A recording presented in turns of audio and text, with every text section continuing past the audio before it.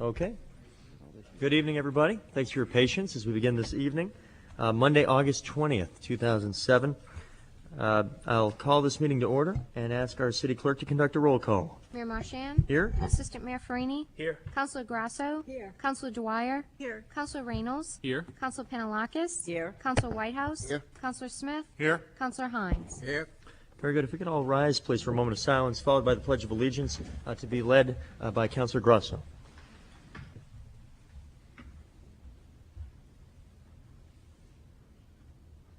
I pledge allegiance to the flag of the United States of America and to the republic for which it stands, one nation, under God, indivisible, with liberty and justice for all. Thank you. Our first order of business this evening are a couple of mayor's awards that we have for this evening. Something that we're going to be looking to do, and I think Councilor Dwyer brought this up, and there was unanimity among councilors, was to try to effectively recognize those folks that give a lot of time on the various boards and commissions. They are strictly volunteer. Many of them take a ton of time, and oftentimes involve a fair amount of angst. They involve making decisions that invariably make some people happy and others disappointed. And yet they do it for no pay, and in some cases do it for a long time and do it really well. And without whom things really wouldn't get done. We have a few folks this evening. I want to make sure, but I believe one of whom is here. If I see Ellen. Okay. And I don't know if Dave is here as well. If Dave's here. Okay, Dave, I know Dave Adams was not able to be here this evening. But Ellen Feinberg is here this evening, and both have recently come off the HDC, the Historic District Commission. Both have served a long time and awfully well, and we want to take a little bit of time. Eventually we'll have a chance to recognize others in a more systematic way, but sometimes you want to make sure you catch people that do a special job publicly and individually. So Ellen, I know you're here. Ellen, if you'd come forward, please.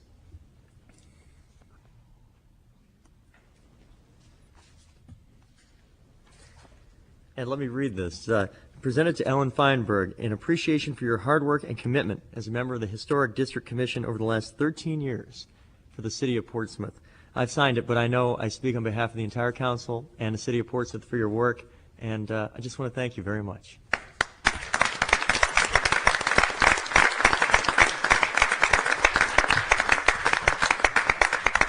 And I'd just like to take a moment to thank all of you for allowing me to serve my community, and I look forward to the opportunity to do so again.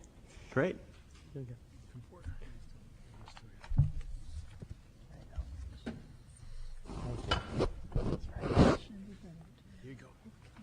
Yes.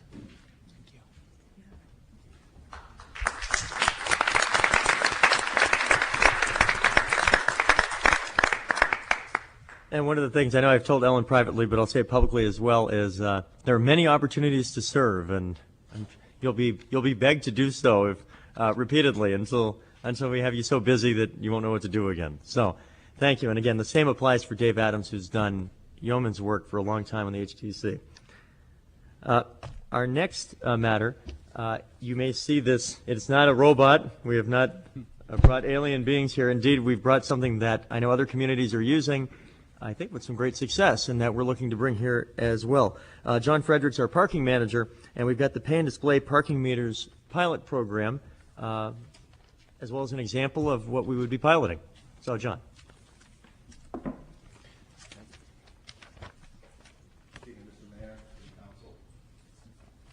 I'm pleased to present to you one of 6 of our pay and display parking meters. It's part of a pilot program that's going to be taking place for the next year, and it commences on September 6th.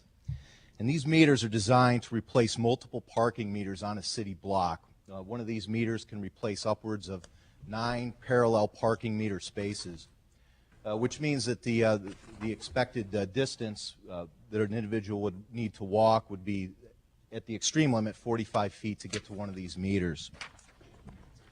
The 6 meters that we have in the city, we're going to be placing 2 of them on Bow Street on the northern side at the angled parking, 2 of them on Pleasant Street in between State and Porter Streets on each side for the angled parking spaces there, and 2 meters in the Worth lot. These meters will be relatively easy to find. The signage for them is in black and white, and it will look exactly like these signs here. I don't have the actual ones to show you. They're still being pressed as we speak.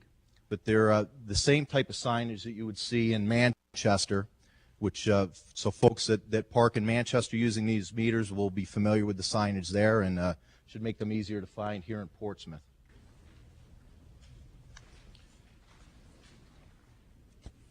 What an individual would do is once they found one of these meters, they would park their vehicle, walk to the meter, and they would be faced with 2 payment options. One is coins, and the second is credit card.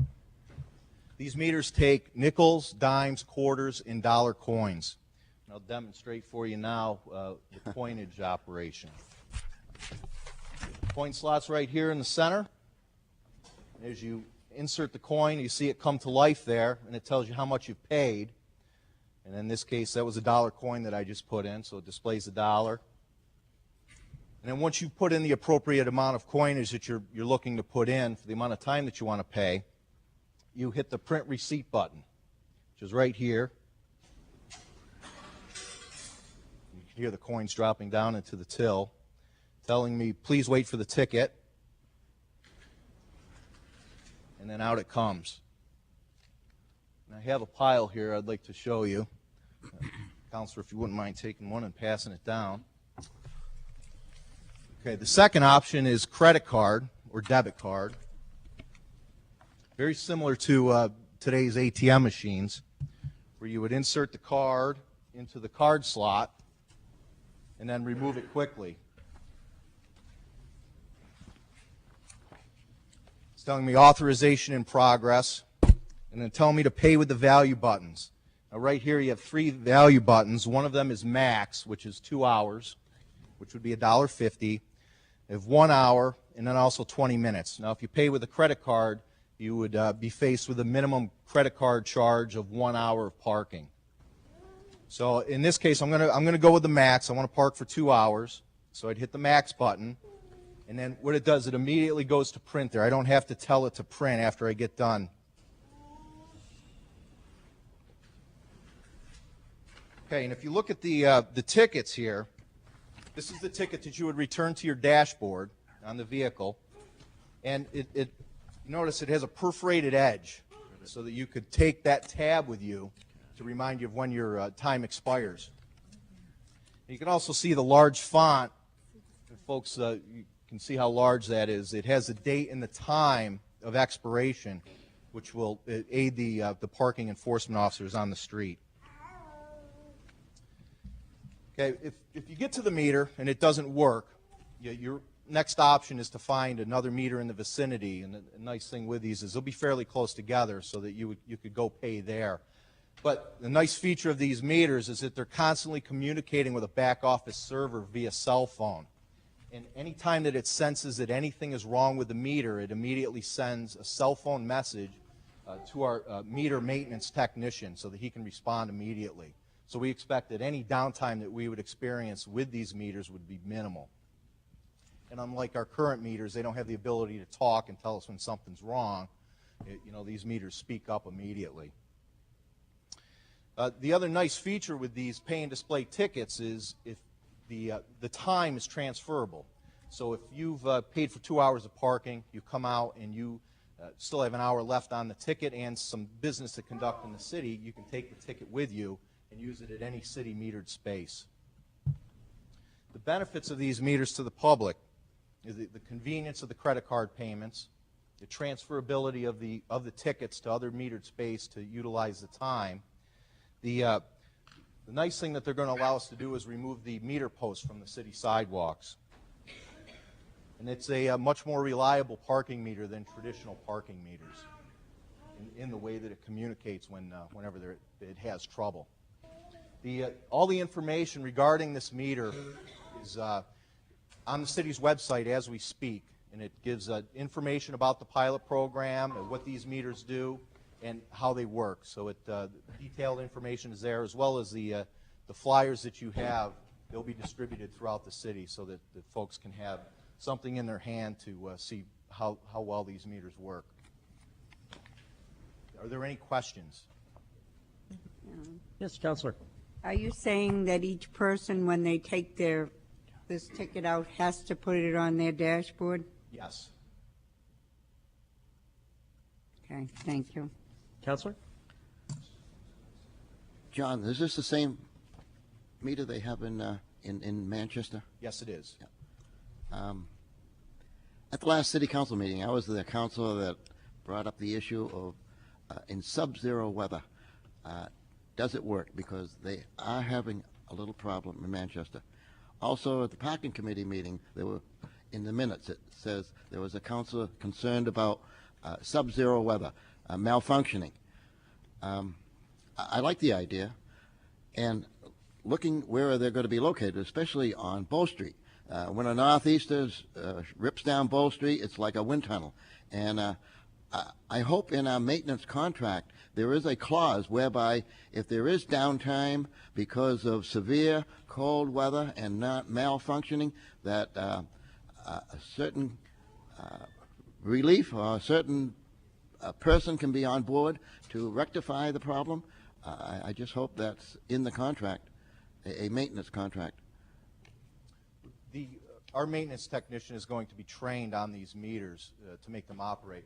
They're guaranteed to work in the climate that we face here, and I've been in constant communication with the parking manager in Manchester, and they this past winter experienced no problems due to cold weather. Okay, well, a few years ago, a vendor came through and sold us all new meters, and they were going back a few years, and we had a vast amount of problems with our regular parking meters in sub-zero weather. And so I just like to see something in the contract that will protect us if they do malfunction. Because the locations what we're putting in, the severe weather can penetrate down like a wind tunnel, especially on Bow Street. Your Honor, if I might, that's why we're doing the pilot program. And so as the pilot program goes through, if we will make a list of those issues that we have, and certainly if they are of significance, we will make sure that's part of the contract. All right. Just have another question. Are we going to really advertise that they have to have these on the inside of their car? Because that's quite inconvenient. And again, I think that's why we're doing the pilot program, to get people used to it. The city of Boston has gone to them, Manchester, many communities have gone to them. And really it's because of the convenience of the credit card usage that's probably one of the things that have attracted us most, because people have concerns relative to utilizing a lot of coin with our existing meters. So again, this is why we're doing 6 pay and displays, 3 locations, to try to get as much data as we can, and certainly we're looking for the feedback. Yeah. Saw a few hands on this side, and then I saw Councilor Dwyer, and then Councilor Reynolds, and then Councilor Smith. 2 questions. I mean, I wonder, given the idea of paying for something that would be like $1 with a credit card, brings a lot of charges. Do any of these operate in the way where, like an Easy Pass, or that you would have a pass that you would simply be able to use in them, swipe it or something like that, so that you don't deal with this problem of credit cards for 75 cents? I mean, do any of these type machines operate in that way, where you could just like buy a $30 card and use it? Yes, they can be equipped with what's called a Park Smart card, which would be something similar to what you're saying. So they are capable of handling something of that nature. Right, and if I might, there is another product that we're going to be experimenting with. Okay. It's a product that actually, it won't be something that we will have, but will be available to the public if we're going to be doing a test on that as well. It will sit in your car, and it actually, you just by cell phone would call, and it would put time on the, it's almost the size, well, half the size of the Easy Pass, and it would blink green while you had time on your, so you could actually call it. and they would actually credit you, and you'd have 2 hours of time, and it'd be blinking green. And so the enforcement officer would look, blinking green, no problem, and that would basically get to what you're talking about. And I think would help with Laura's, And- which is a winter concern Right, as well. and that certainly will be, I'm sure, we're going to get some of the product in. We're going to experiment with it, with the downtown merchants and with some people to see how it works. And if it works well, it'd be worth somebody, if they're doing a lot of business in Portsmouth, I think there's a slight charge to get the unit. And then all you do is make your phone call, and it's charged to your credit card. Works almost identical to the way Easy Pass does. Great. Councilor Reynolds. Well, just a small point in response to Councilor Panalakos' concern. I've encountered these in other cities, and I think what it can be, I agree that it can be seem like an inconvenience to park and then have to, walk over there, 40, 45 feet, do the thing, walk back to your car, put it. It can be particularly inconvenient if you're in a rush to get where you were going, but it's a trade-off in that. It can also be inconvenient if you don't have change and you're at the parking meter and everything. So now, now you can use your ATM card. So it's kind of a trade-off, one inconvenience for another. Councilor Smith? Thank you, Your Honor. As you know, I chair the parking committee. We've gone around on this and hopefully answered a lot of questions that have been out there. Councilor Whitehouse, you brought up the question about the councilor who was mentioned about Sub-Zero. That was me raising your question to the committee to make sure that you got the right answers. This is one of the tools that we're looking at. As the city manager has already said, there's another one, and there could be new technologies, and that's why we're just doing these as pilot programs. I have encountered these in Manchester. They work great. It's, it was easy just to be able to go up, use a credit card, and in, out, and it was a lot easier than going into the local businesses and saying, can I get change for $1? As a downtown business owner, I get that question probably 50 times a day, but it's what you do. Now this will help alleviate some of that, and I think this is going to be, I'm looking forward to the results, and I hope it's a success as we think it will be. And I do think the folks in Manchester, somebody has to park down there a lot. It ends up, there were concerns similar to what I've heard, and from what I understand from people working down there, most of those concerns ended up being much more convenient than originally thought, including temperature and the convenience and factors like that. Mr. Assistant Mayor. Your Honor, thanks. Just a question. This is a cheap guy kind of question.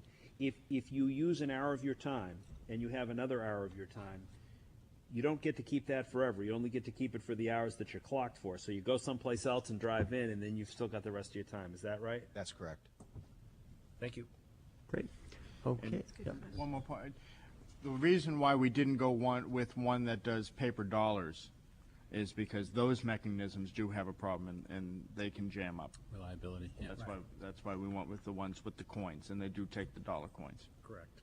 Right. And again, it's a pilot program, and we'll study it, but it should be very interesting, and really appreciate the time tonight and the time that'll be going in over the next several months. Thanks, John. Thanks a lot. Thanks, John. Thank you. Okay. And by the way, that being there the rest of the night does not mean you have to pay to stay here by the hour. We'll move on to the acceptance of minutes from August 6, 2007 meeting. So moved. Second. I hear a second. Any changes, comments? Seeing none. All in favor? Aye. All opposed? That's unanimously. We now move to our public comment session. Speakers can speak on any specific subject for up to 3 minutes. Our city attorney has a pair of signs, one that indicates when you have 30 seconds remaining, another politely saying thank you and meaning please finish your thought, and allow those behind you to do the same. We have, let's see, we have 7 speakers this evening. I know there are 1 or 2 speakers, and I may have spoke with them earlier and misstated, on the boarding house related ordinance. There's a public hearing on that right after the public comment session is done, so I will move those couple of comments to that section just to keep it consistent. But those are concurrent. Those are immediately following each other, rather. So our first speaker this evening, speaking on the Portsmouth Police Commission, is William Mortimer.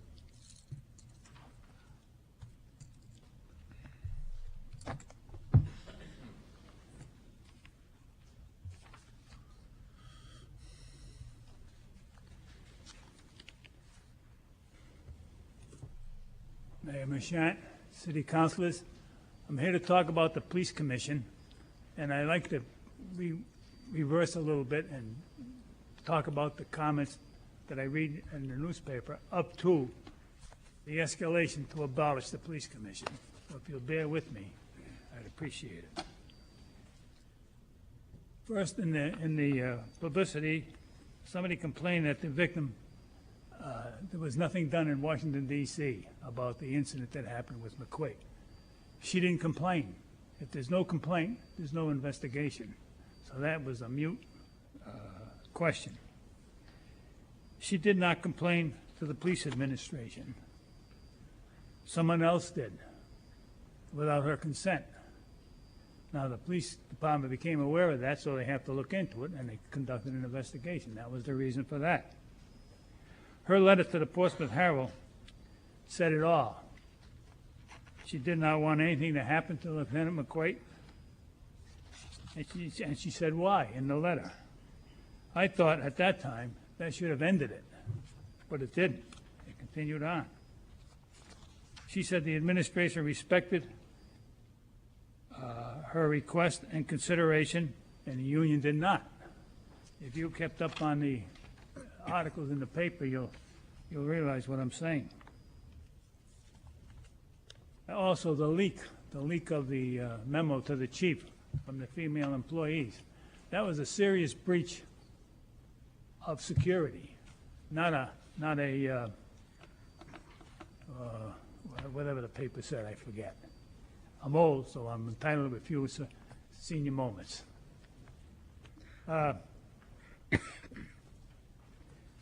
Any investigation that anything is leaked out compromises the investigation. And that's a serious violation, and it's department rules and regulations, and they have that for that reason. Now, when I was working, I forgot to tell you, I served on the police department for 35 and a half years, and I served as a commissioner for 4 years. I forgot to mention that when I first started. When I was working, it was one of my detectives that leaked something out, and I transferred him right out, got rid of him, because you just can't have it. You can't tolerate that. So that's a wrong thing to do, and that should have never been done, and I hope they find out who did it, because it's a serious, serious violation.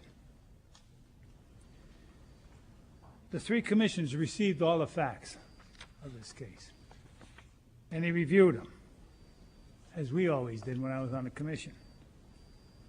And they respected the wishes of the female officer who was the victim, and they came to that conclusion of the punishment to McQuaid.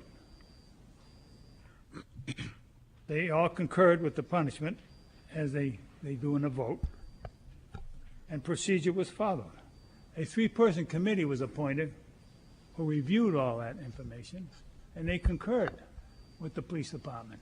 Oh, excuse me, just as a 3-minute time, I don't want to be unfair to those behind you as well. If you could Could you finish up, give me please. just a couple of minutes more, and I got some, Well, if you could close, again, I don't want to be unfair to those behind. talk faster, Mayor. Gee, 3 minutes go by fast. They do. In all my years with the PD, this department is the best in the state, or one of the best, under the leadership of Chief Michael Magnet. There's none better. The present police commission are all honorable men who take their responsibility very serious, as we did. I worked with Jack Kelly when I was chairman of the police commission. Jack Kelly was an honorable man, honest with a great deal of integrity. He would not rubber stamp anything. He would review the facts and come to a decision and a solution to the problem. The police department and the commission and Mr. Kelly are getting a bum rap. The latest from the recent editorial in the Portsmouth Herald recommended voters not to vote for John Kelly. If Mr. Kelly is a candidate for the commission, I hope he is, because I will vote for him, and I will encourage everyone to vote for him. He's a good, decent man and an asset to the commission. If I were a younger man, I'd run myself. But I'm not. Keep the police commission. It provides a valuable service to the community. Thank you for listening. Thank you for the extra time. Great. Thank you very much. Thanks for coming this evening. Our next speaker this evening on the proposed PUD amendment is Tony Coviello. Good evening, Tony Coviello, 341 Dennett Street. If I had just read the papers and not been a member of the planning board, I would probably think the planning board is nuts for what they're proposing with NRPUD. But having the benefit of being on the planning board, it's a complicated matter, and I would like a chance to explain why I voted in favor of it and why I think my fellow 8 other members of the planning board voted in favor of it. I don't have time in 3 minutes to do that, so I ask you tonight to please move this forward to a public public hearing. Just if for nothing else, as a favor to the planning board and respect for the planning board and what they do. If we get that, I'll be back that time and explain in further detail. Thank you. Great. Thank you very much. Our next speaker this evening on the Police Commission is Bob Pollard.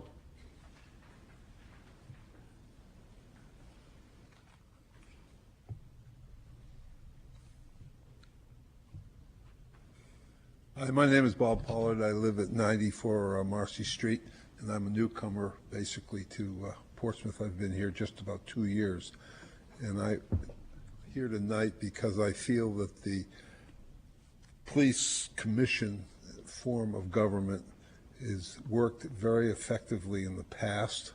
I think they have probably made a mistake by not informing the board as quickly as they should have on some issues. However, I think that the board would overcome mistakes because I think the board has probably made some mistakes in the past also. And I would only say that I think that the police commission, having 3 people administer the police activities, is better than having the whole board administering the activities. And I strongly support the form of commission in existence now. Thank you. Thank you. Our next, excuse me, our next speaker this evening is Eric Spear. He'll be speaking on Market Street. Good evening. My name is Eric Spear, 49 Mount Vernon Street. I'm speaking tonight on the planned Market Street sidewalk renovations coming up between Bow Street and Market Square. That work is scheduled for next summer. The current plan is to widen the sidewalk slightly by reducing the width of the traffic lane. I'm suggesting that we go an extra step and widen the street more by removing 1 lane of parallel parking. This would remove 12 parking spaces in the downtown area. And I know that causes a lot of grief, but I think on the other side there are some advantages to that. The first is, just by walking downtown often enough, you can get a feel for how congested that area is between Bow Street and Market Square. It's often very congested, with families trying to pass each other. That would alleviate the congestion. The second thing is, it would also allow you perhaps an opportunity to put in some pedestrian furniture, tables, benches, some greenery, and those things really can change the whole dynamic of a sidewalk. People can slow down, stop, and congregate. Finally, just the idea that I'm not totally made this up on my own, the master plan talks a lot about improving the walkability of Portsmouth. And one of my favorite sentences in it, it says, "The quality of the experience is why people will choose to walk or bike." Put it another way, people will walk if we make it attractive to walk. And we can do that by making Market Street sidewalks that much wider. Thank you. Great. Thank you. Our next speaker this evening, Rebecca Emerson, will speak on the Police Commission.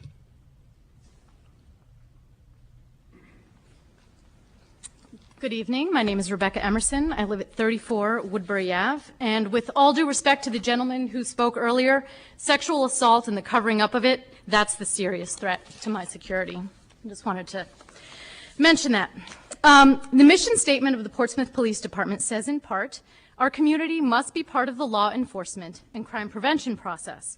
It also says the police and community are accountable to each other.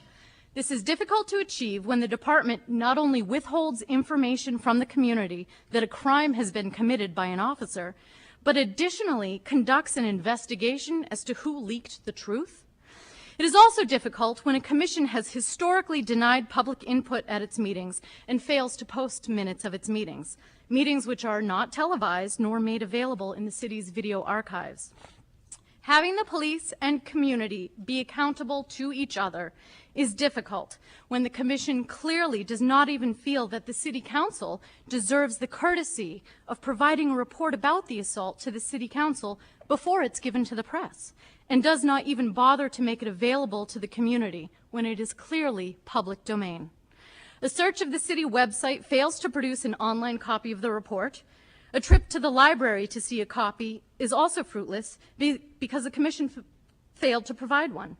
As the gentleman at the reference desk said just today, tell the commission that it is customary to provide a copy to the library so that it is available to the public. The mission statement goes on to state that in order to maintain the public's trust and support, we must hold ourselves to the highest ethical and professional standard. This commission and police department have lost not only my, but many others' support and trust. Clearly, it does not hold itself to ethical and professional standards. If it did, Rodney McQuaid would have been fired. This commission and department doesn't even have the decency to confine him to a desk job. His name is in the paper almost daily for having been involved in some citizens' needs. This does not build him up as a stellar police officer, but instead instills dread that I may have to seek assistance from him, someone who has blatant disdain for the law. I certainly would not want him to show up at my door if I were sexually assaulted. This commission is antiquated and allows for no input or control from the city council. This commission must be eliminated. It is obvious that these men are not going to do the right thing. If they were ethical and honorable, they would have submitted their resignations by now. The mission of the police department is to prevent crime, preserve order, and to protect the rights, lives, and properties of all people. And I look forward to the day when that is a true statement. Thank you. Thank you. Our next speaker also on the commissions is Bill St. Laurent.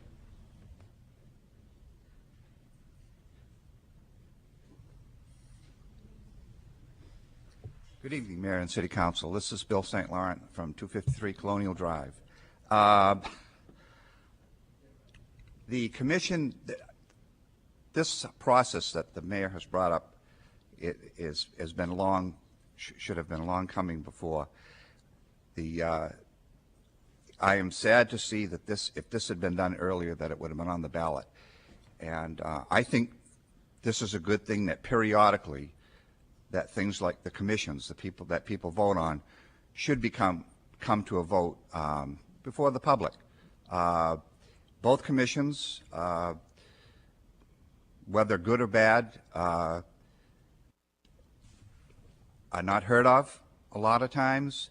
When I see budget sessions, when I see the commission meetings or to speak before the council on the budget or other situations, it's usually the fire chief or the police chief.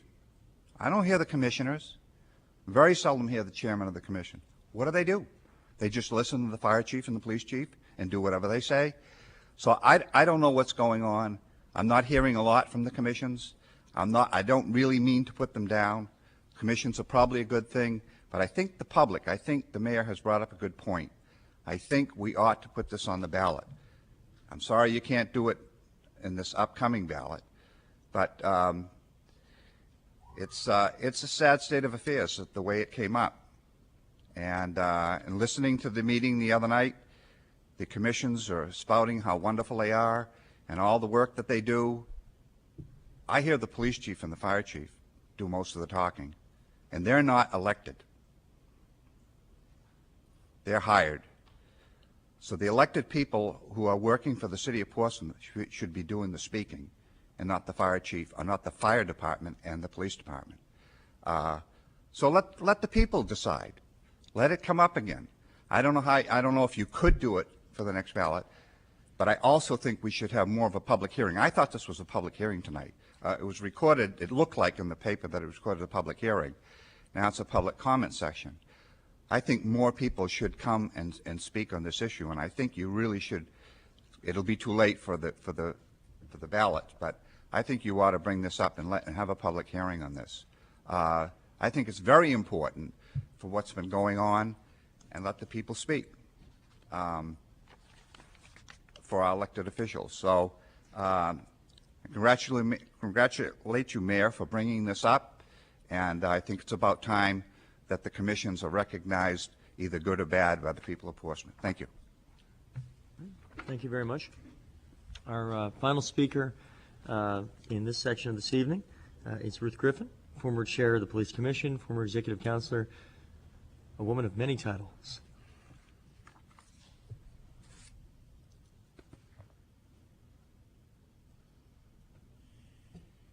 Honorable Mayor and City Council, I'm Ruth Griffin. I live at 479 Richards Avenue, and I'm a property taxpayer in the city of Portsmouth. And I'm here under public comment because I thought it was a public hearing according to one of the newspapers in town. But I'm here because of the discussion of the Police Commission and the Fire Commission. A little bit of history for you people who are on the City Council who have not lived in this city as long as I have and as long as some of the people on the council. We've had a city that has had a police commission that has been kept from the politics of the city, whether it was when the City Council put it on the ballot that everybody in the city would vote for the Police Commission and the Fire Commission, or whether it was under the governor and the council, which came about in the late 1800s under then Mayor Hartford. But this Police Commission and especially the Police Commission have kept themselves out of the political limelight. They are elected by the city of Portsmouth, just as the City Council are elected by the people in the city of Portsmouth. I want to see it continued. It is an integral part of the government in this city.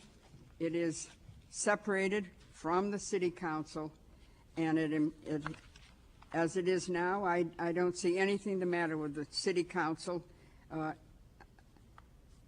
wanting to put it on the ballot, but I want you to remember that to keep the politics out of the police department and the fire department is a very important approach to city government. Thank you.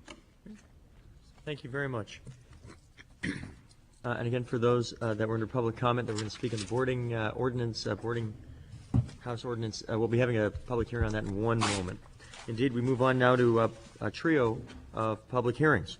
The first one deals with Route 33, bridge replacement over B&M Railroad, concerning the public necessity for obtaining permanent easements or other real property interests in connection with the project. So we have the city manager here to describe that before we open up the public hearing. What I'd like to do is, with the council's consent, take about 5 minutes or so to have an explanation as to the scope of the project. What I'd like to do is have the city attorney specifically speak to the requirement of a public necessity hearing. This is a new aspect as it relates to any taking of easements or property as relates to public projects. We'll start with the city attorney, Robert Sullivan, and then we'll have Deborah Finnegan, the city's traffic engineer, go through the scope of the work.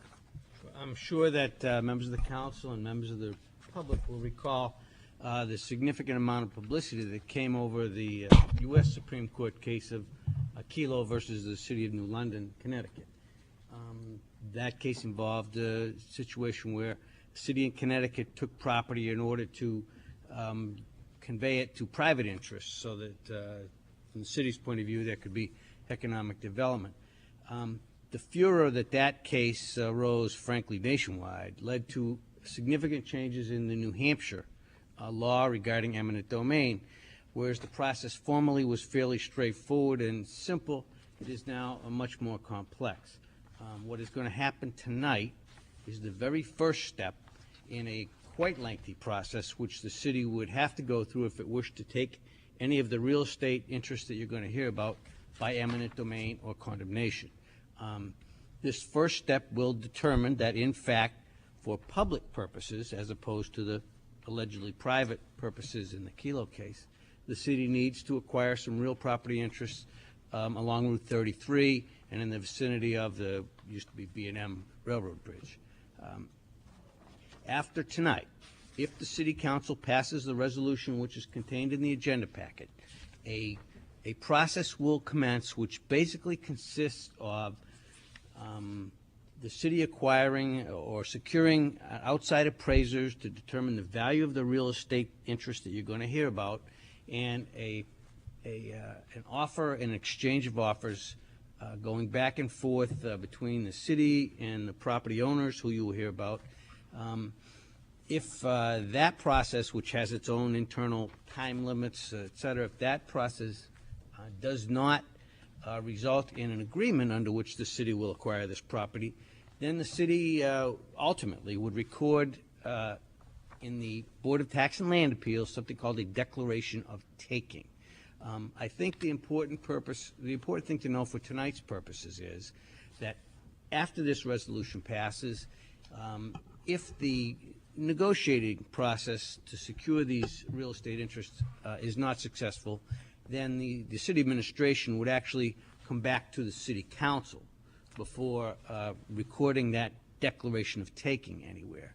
And therefore, the point, I think, is there are numerous procedural protections in place for the property owners from whom we're going to have to acquire some interest in order to improve Route 33 in the public interest. And I think one thing is important to realize, and Debbie will be talking about it, is in the size of the scope of the project, the easement takings or the easement negotiations are not significant as it relates to the entire project. We're not taking any structures. We're taking pieces of land as easements to allow for this project to go forward. And Debbie will get into those specifics at this time. Debbie? Good evening, Mr. Mayor and City Councilors. My name is Debbie Finnegan, and I'm the city's traffic engineer. And what I am going to do first is discuss the engineering aspects of this project, and then I'll go through and show you where the easements are that we will need, just to make it sort of a two-step process. So I'm going to start here, and this is Borthwick Avenue, and this is Griffin Road. So as we come in, we're going to put a signal at Griffin Road, and as it turns out today, I got a call from somebody who works down here wondering when we're going to put this signal in. So as you know, it's an important issue.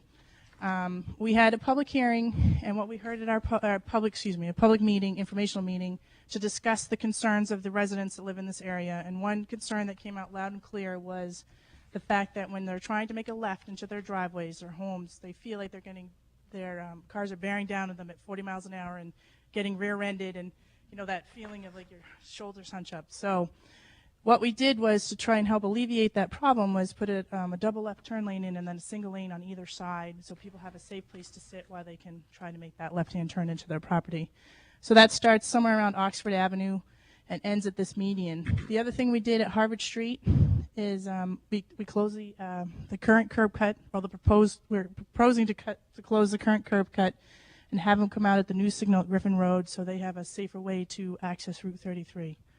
And then you come down here. This is the park and ride, and this is the Nature Conservancy property.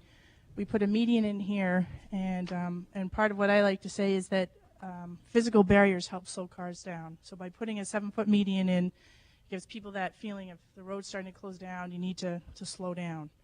These are 11-foot lanes in here, so that's narrower than the typical 12-foot we do put in typically. And then if you come past here into Dodge Avenue, the alignment starts to shift to the south. And what that does for Dodge Avenue is, if any of you have tried to come out of Dodge Avenue and you look to your left, it's very difficult to see people coming up over the bridge. So by shifting the alignment a little bit, because of the way we're building the bridge, it causes Dodge Avenue to have better sight distance to make it safer to come out of that street. Then we come to the bridge, and this bridge is the reason this project started. This project started back in 1995 concerning this bridge. This bridge is currently a red listed bridge in the state. This year, right now, it's 17 out of about 3,500 bridges on their list of bridges to do. So, and the sufficiency rating went from 18 last summer, and they did a check, an inspection in December, and it went down to about 2. So if you can just imagine, that's a bridge that really needs to be taken care of and fixed. The reason we are shifting the alignment is part of this project. One of the main goals was to keep the traffic moving and make sure that people who live in this section of Portsmouth have ability to come up Borthwick Ave to access the hospital. Otherwise, they'd be going up Route 1 bypass to access the hospital, and that would really be the only way to get there. So that's one reason we want to be able to keep traffic open, because the only other alternative was close down the bridge, and that wasn't a very acceptable option, even to the state back in 1995. And so have an understanding, there's 18,000 cars that travel this road a day. And then you come up to the bridge, and we're also putting a median over the bridge to help slow traffic down. The median here is 7 feet as well. And then you come up, and the alignment starts to go back to what's existing today. And as many of you know, if you're coming down to this is Islington Street here. We're signalizing Islington Street. The reason being is there's a lot of accidents, I think in the order of 25 in the last 5 years, and that's a lot of accidents. So we're changing the alignment of this roadway to be more of a T, which forces people to stop and look. But there's also this signal that'll help that situation. And to add to it, in order to protect the interests of the cemetery, we're putting in a retaining wall instead of doing a slope. And the retaining wall starts here and ends on the other side of this driveway. And because we're putting in this retaining wall, there's currently an access way to this property that will need to be closed. And then if you keep going, this is Beverly Hill. We're closing off Plains Avenue to help improve the safety of this location for the kids and the residents that use that location. At some point in the future, we will be doing a project to improve the playground and the parking and such, but this is the first step to help improve the cars that kind of zoom through there at all times of the day. So that's the engineering portion of this project. To get to the easement portion, Harvard Street, because we're closing this off, we're going to need a very tiny 50 square foot slope easement from this property owner. If you come here, this is the Nature Conservancy. They would be probably the largest impacted property. I think I don't know off the top of my head, but we need a roadway easement, a slope easement, and a drainage easement. The drainage easement is about 50,000 square feet, and the roadway easement is, I can't remember, 150,000 give or take. If you continue down here, we'll need an easement from the railroad to actually build the bridge and the abutments of the bridge, and that is approximately 4,000 square feet. And this is the church right here. This is a cemetery. We will need approximately 4,000 square feet from them in terms of a roadway easement, slope easement, as well as a traffic signal easement. Because we're putting a mast arm right here, so we'll need an easement to be able to maintain that signal. And then as well, just to come back to this one, we'll need a slope easement and a easement to put in the retaining wall. And also, just the Stokels are here. I know they also have in their deed the ability to traverse this property through here, so they also have a right to use that access way that we're closing. So they are also impacted. And then last but not least, the Sherburns, we are asking for a sidewalk easement right here from them. It's about 500 square feet, so it's not a lot. All total, the project is impact for the roadway is about 240,000 square feet. These easements, just the roadway easements themselves, is about 16% of that. There's a slope easement, it's about 150,000, and the slope easement is just grass, loam, trees, that kind of thing. So that'll kind of go back to the way it is. And then a few drainage easements that I need to mention. This one, 50,000 square feet. We're going to need a drainage easement for the railroad, and that's 1,000 square feet. And the traffic signal easement is 150 square feet, give or take, maybe 146.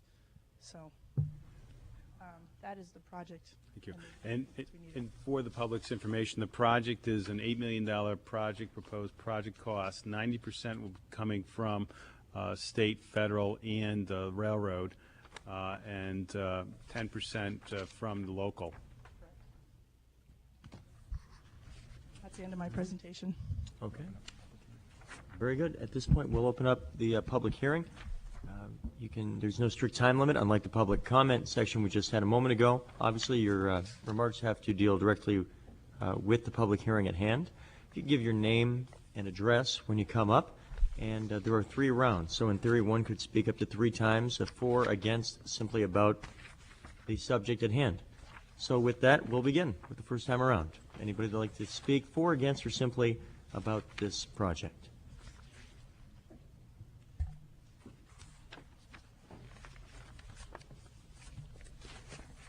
I'm Ruth L. Griffin. I live at 479 Richards Avenue. I'm a property taxpayer in the city of Portsmouth. I always have to say that to make sure that you realize that I pay taxes and support this city.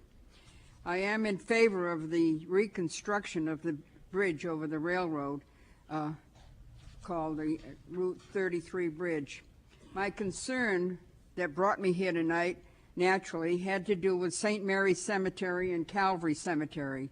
My concern of the sensitivity of the architects and the engineers who were plotting this bridge, that none of those graves be disturbed.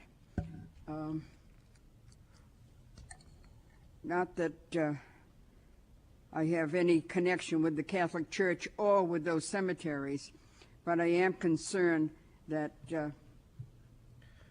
it's very sensitive when there's any endangerment of moving bodies, as we all know.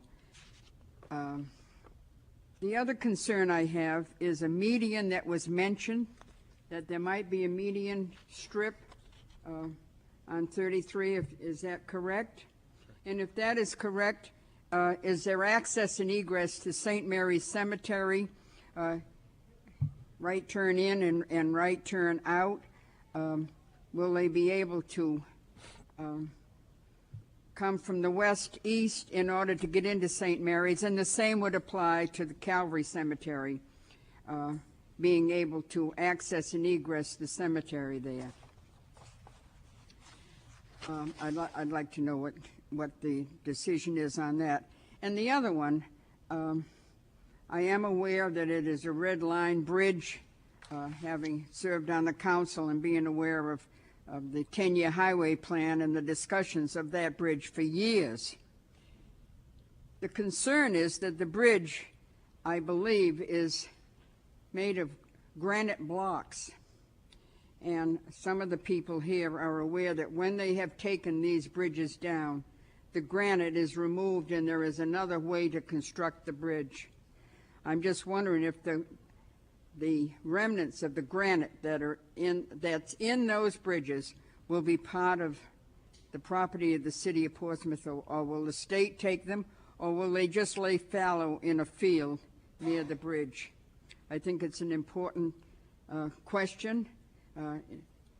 When they took the bridge down on Breakfast Hill Road, I think some of us were concerned that for a long time those huge granite blocks just laid on the side of the road. I don't know whether it's going to be a steel bridge. I'm sure the engineers know that, but I think we should be sensitive to the granite that is in the bridge.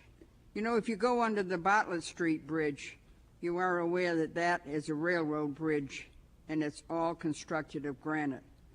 And granite is a commodity that is highly desirable.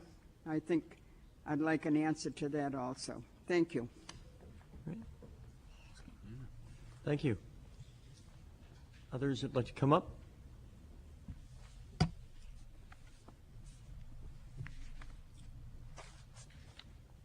Hi, Council. Thank you for your time. I just have a question. My name is Greg DiChiara. Actually, I'm sorry. If you give your name and address, okay, just for the purpose of... On that track. My name is Greg DiChiara. I'm in a butter at 566 Greenland Road. Could I get a definition as to what a slope easement is, and if so, What is the change in elevation? It's rather steep right now as it stands. I don't know if it's going to go higher or lower. Thank you. If you want, Your Honor, we can handle this two ways. We can either answer the questions now, or we can wait until the public hearing is over. Would you prefer me to have them answered now? If we could, and I don't know how many more there'll be, to kind of accumulate them, and then at the end of the public hearing, it sounds like a lot of these are fairly rapid-fire response. Perhaps we could do that. Okay. Thank you. Others that would like to come up first time around?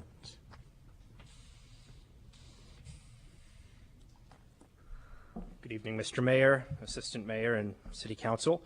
My name is Michael Kostu, K-O-S-T-I-E-W. I represent the Stokel family at 83 Beverly Hill Road. And as you know, and as was mentioned earlier, they have property which enjoys current access off of Route 33. I also have a letter to submit for the record from my boss, Attorney DeMonte, and I'll give the original to the city clerk. I also have copies for anyone who would like that. I'll do that at the conclusion of my remarks.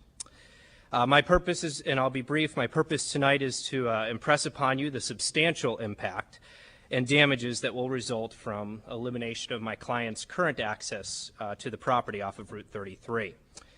As you probably know, the Stokel family has owned the Stokel farm since 1913.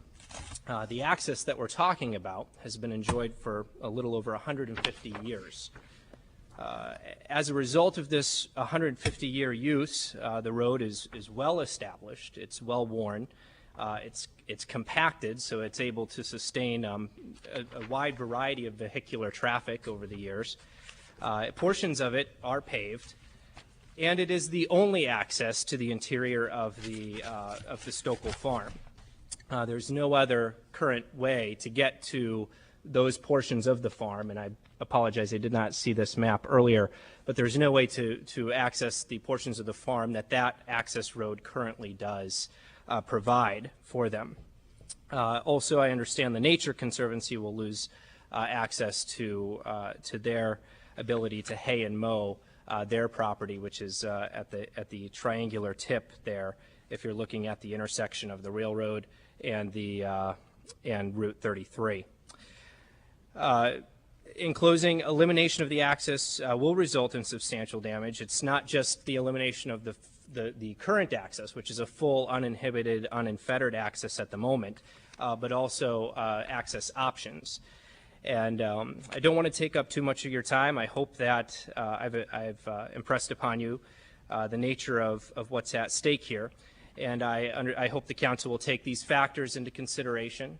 And I trust that my client's concerns will be fairly and adequately addressed. Thank you for your time this evening. Great. Thank you very much. Thank you very much. Great. Thanks a lot. There you go. Okay. Other speakers first time around in this particular public hearing? Seeing none. Second time around, same subject. And third and final time around on this particular public hearing? Seeing none, we will, well, before we close it, actually, you're right. Close it, maybe we can get the answers. Yeah, but do you want to? That way, if there's any further follow-up, the public has an opportunity to do a follow-up. What we'll have is Deborah Finnegan come down and speak to the issues. There were the issue relative to the granite that Ruth Griffin had brought up, the church entrance, and then the slope issue. Neither cemetery in this design will lose access to the either coming east or west on the project. So the median will not close any access. The one item I didn't mention. You need the microphone, Debbie. No problem. Up? Yep, you just need the microphone. One item I didn't mention for the cemetery was that because of the retaining wall and the height of the bridge, which is now going to be the clearance height is going to be 18 feet 1 inch instead of the current 17 foot 1 inch. For the retaining wall to match down to existing grade, this first access way into the cemetery will be closed. However, we're looking at putting an alternate location for that loss, just so everybody understands that will be a loss, but we're trying to mitigate it somewhere else. And that also will have full access as well from the east and the west, wherever we decided on Route 33. As far as the graves being disturbed, we will not be covering it over with a slope or any of that. That's why we're putting up the retaining wall to protect the grave sites. There will be we will build it in such a manner that we will also not disturb the graves. There will be no trucks allowed to drive over the grave sites. That'll be part of the contract. The red listed bridge is a single-span bridge, precast single-span bridge, which is very redundant in terms if there's a failure. I know a lot of people are thinking about what happened in Minnesota. That particular bridge, there was no redundancy in how it was built. They don't build bridges like that anymore. This bridge, there is redundancy in terms of if there is some sort of failure, people will be able to get off the bridge safely, and then we'll repair it. Not that I'm hoping this bridge will last a very, very long time once it's built. The slope easements in and around the bridge will be slightly higher because the bridge, in fact, is higher. The slope coming into the Nature Conservancy is going to be 1-to-1, which is why there's guardrail. Through our discussions with the Nature Conservancy, that was their concern. We did have a 3-to-1 slope, which required no guardrail. However, they felt that was too much impact, so based on conversations with them, we changed it to 1-to-1 to put guardrail in. So it is a steeper slope in the sense of what's out there right now. And I think the granite from the old bridge. We're going to have to look into what we do with that. We'll get an answer get back to you on that one. Thank you, Debbie. Yep. Very good. Appreciate that. If we could. Could I ask a question? Well, we have a discussion. I know we're. Oh, yeah, we'll have that coming up shortly from this side of the DS. Okay, that is the third and final time that we're in the midst of here.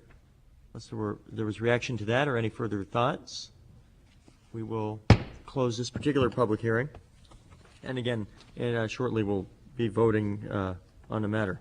The second public hearing is an ordinance amending Chapter 9, Miscellaneous Public Welfare by the addition of a new Article 8 entitled Boarding Houses. Perhaps the city manager would like to briefly describe that before we go into the public hearing. What I'd like to do, Your Honor, if I might, is have the city attorney who worked on this with various people give a description of the proposed ordinance. Sure. Your Honor, this ordinance came to life through the actions of Assistant Mayor Farini, who had been in contact with people that live in the neighborhood of a particular boarding house, if you will, where there were some problems over the past few years. They approached Assistant Mayor approached the City Council authorized an ordinance to be drafted. Meeting was held involving the members of the Brewster Street, McDonough Street neighborhood, and the work product of that meeting is what you see before you. It is consistent. You need to speak in the microphone. People can't hear you. It is consistent with, I think, the policy that simpler is always better. And essentially, the way the ordinance in front of you will work, stripped of even the few trimmings that it has, is that once a year, anyone desiring to have a boarding house being defined for the purposes of this ordinance in the ordinance, anyone desiring to have a boarding house would have to come before the City Council and request an annual license, annual permit. And by that means, the City Council will be able to, once a year, determine whether or not that particular establishment had been in compliance with all city laws, had not otherwise created any public concern that might justify denial of the license. Very good. With that, we'll open up the public hearing, same format. And we'll begin it with the first time around. Anybody would like to come up?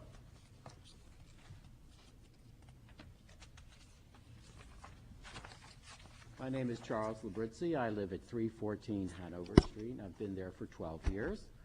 I'm certainly very much for an ordinance that would regulate such a facility. However, my background's in journalism, and in my understanding of boarding house is that there's room with meals. This is not a boarding house. This is a rooming house. So I would be very careful in passing this ordinance by just using the term boarding house when in fact we are targeting a rooming house. And I would imagine that anybody who wants to fight the ordinance could fight it on that basis alone. The city of Portsmouth cannot universally change what is universally known as a specific definition for boarding house. It is a rooming house. Now, if you want to cover both types, fine. But you've got to include the word rooming house in that ordinance, or it just won't work, in my opinion. Thank you. Great. Thank you very much. Others that would like to speak first time around? Good evening, Mr. Mayor, Mr. Manager, and members of the council. My name is Beth Shepard-Rabadam, and I live at 7 McDonough Street in the Islington Creek neighborhood of Portsmouth. I'm joined tonight by other residents of Islington Creek and also by residents of adjacent neighborhoods, and I'd like to ask them if they would stand tonight. I also have a petition with 45 other signatures of people who live in the city and live in our neighborhoods. We share a common concern about quality of life issues. Many families who are not here, many working professionals who are not here tonight are on vacation. It's the second to last Monday in August, and I want to thank you for doing the business of the city tonight on the second to last Monday in August. Others who are not able to be here are not physically able and are watching on television. I want to thank you very much for being responsive to the concerns of our neighborhood, to the quality of life concerns of our neighborhood. As you probably know, you've walked the streets of our neighborhood, you've driven the streets of our neighborhood. Islington Creek is a dense, mixed-use neighborhood that's composed of single and multifamily houses, both attached and detached, apartment buildings, boarding houses, as well as industrial uses, commercial uses, and retail uses. And we have some outstanding non-residential businesses in our neighborhood. Nickerson Remick, Reagan Electric, Celebrity Sandwich, Cafe Killam. They are excellent businesses. They drive slowly through our streets. They stop at our stop signs. They care about the place in which they operate their business. We think that what makes densely settled mixed-use neighborhoods successful is when property owners and residents share a common belief about what is neighborly and what neighborliness is. And what I mean by that is the way that properties are maintained so that they contribute and don't detract. And I also mean that that properties are used in a manner in which everyone can enjoy the place where they live and work. Islington Creek is one of the last neighborhoods in the city where boarding houses can exist, and there are several in our neighborhood. They provide very important short-term housing for people who need that type of accommodation, and we are in support of the spectrum of housing options that should exist here in the city of Portsmouth. We're in support of the boarding house ordinance, the spirit of it, because we believe that it provides a framework for a common understanding and that it eliminates any uncertainties about what regulations, codes, and laws pertain to the management and the maintenance of these type of facilities. We think that it provides the basis for a partnership between property owners and the city so that we can ensure that these uses are both preserved and that they provide the best accommodations that they can for the tenants and that they are neighborly in the way that they're managed. Please pass the boarding house ordinance. Thank you.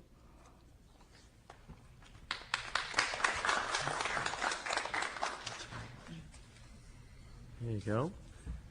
Since that seemed to be most folks, I'll keep on going, though. First time around, please.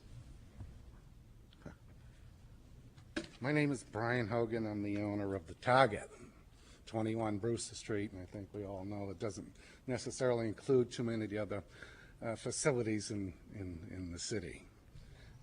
As we're recently been through, I'm sure you're all aware of all the issues that have been addressed in the last year or two with the city and the zoning violations and code violations, blah, blah, blah. But anyway, it's been addressed. The matter's been addressed. The building is zoned commercial. The building has been there since 1918.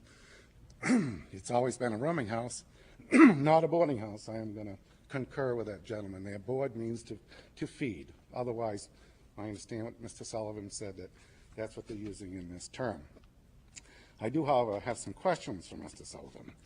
And I have some questions for my neighbors. At the last meeting, the building and the residents were basically vindicated.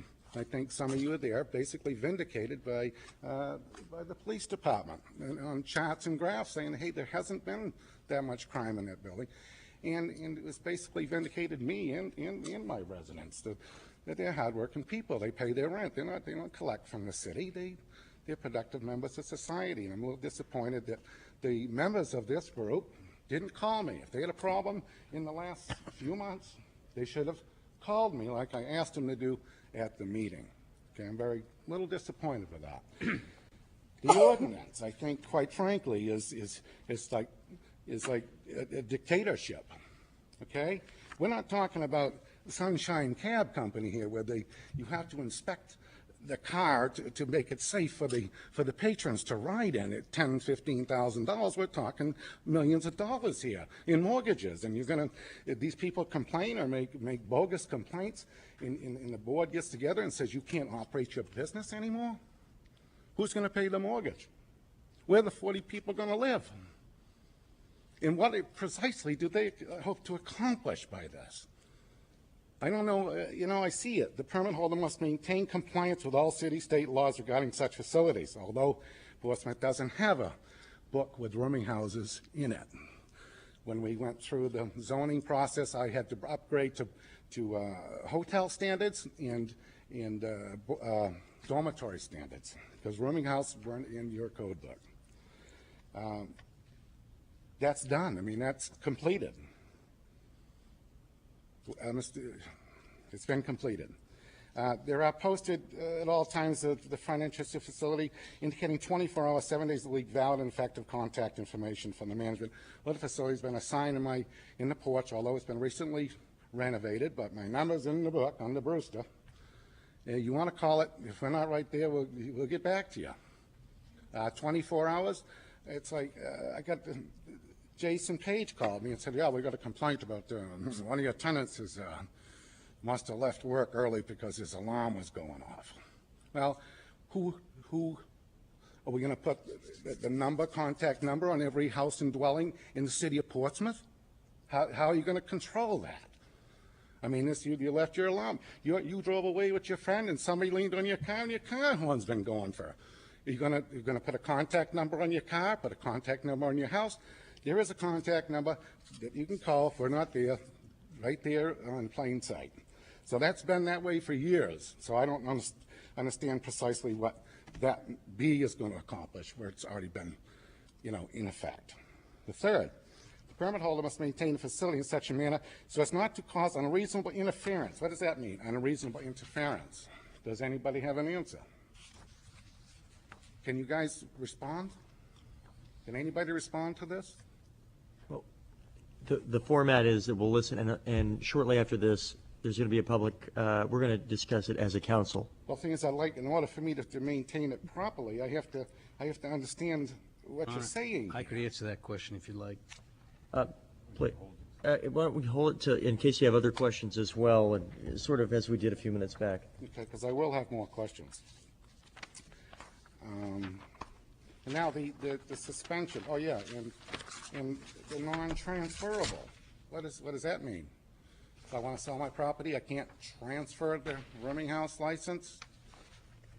So I don't have a marketable, viable product here anymore. That's a serious violation of free enterprise, I would say, and that's tying my hands again. However, I've already concluded and I've already acquiesced to all the zoning and ordinances the city could provide and throw at me. And like I said, I am the target from my neighbors. Again, I'm disappointed they didn't just call me. If they got a problem, give me a call, I'll take care of it. Suspension, revocation, termination of a boarding permit. You guys are going to decide whether I live or die, whether I provide for my family and send my kids to college. You have the right to do that as a board, to determine the future of in the livelihoods of not just myself, but what about my tenants? Where are they going to live? Some of them have been there for 15, 20 years. I don't think anybody should have that right or have the direct ability to discharge somebody's livelihood, especially when they haven't violated anything. It just continues on down. I am in a question about C, by the filing of a complaint in the Portsmouth District Court against the permittee seeking such penalties as may be allowed under state law, seeking such state law in the case of conviction of a violation level offense. Conviction, I am a little, I'm going to need an interpretation of that when the time comes, please.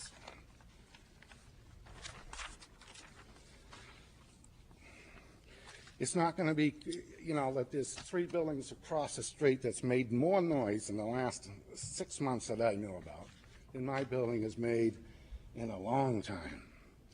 They rent rooms. There's only 1 bathroom in those 3 units across the street. Who's going to enforce this? What about a roommate? I mean, they're sharing the bath. They're renting a room. They're paying. Isn't that how it's described? I mean, it pays to rent a room and share the bath. Any structure in which rooms are rented. So that means you get a roommate. You see the ads in the paper, roommates. Who's going to control this? Who's going to enforce this? Is it just going to be 21 Brewster Street, or is it going to be good for everybody? You rent a room in your house. They're sharing your bathroom. You have to pay. You have to get a permit. Isn't that what you're saying here?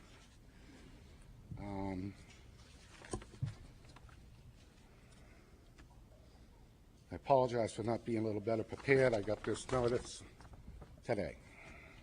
I was, however, informed, but I didn't know the meeting was today.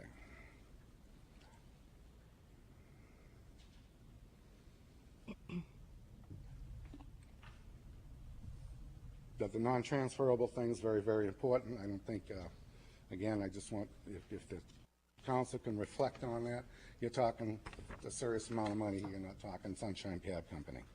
And I think the zoning ordinances and the laws and regulations that you have intact right now are fulfilling all these obligations.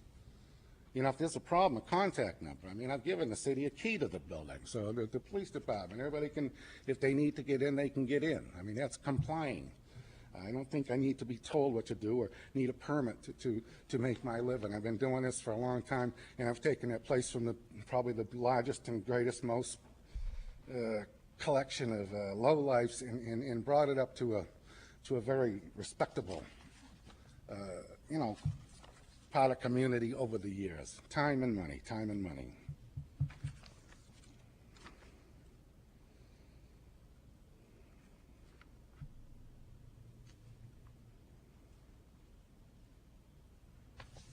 No, I apologize for not being a little better prepared, a little better organized, but I do have the questions on the definition of the ordinance itself, which I think is just bogus and kind of a backdoor way of my neighbors trying to, you know, eventually eject the building from the neighborhood, although the building is commercial, not residential. That means I could put a hotel in there.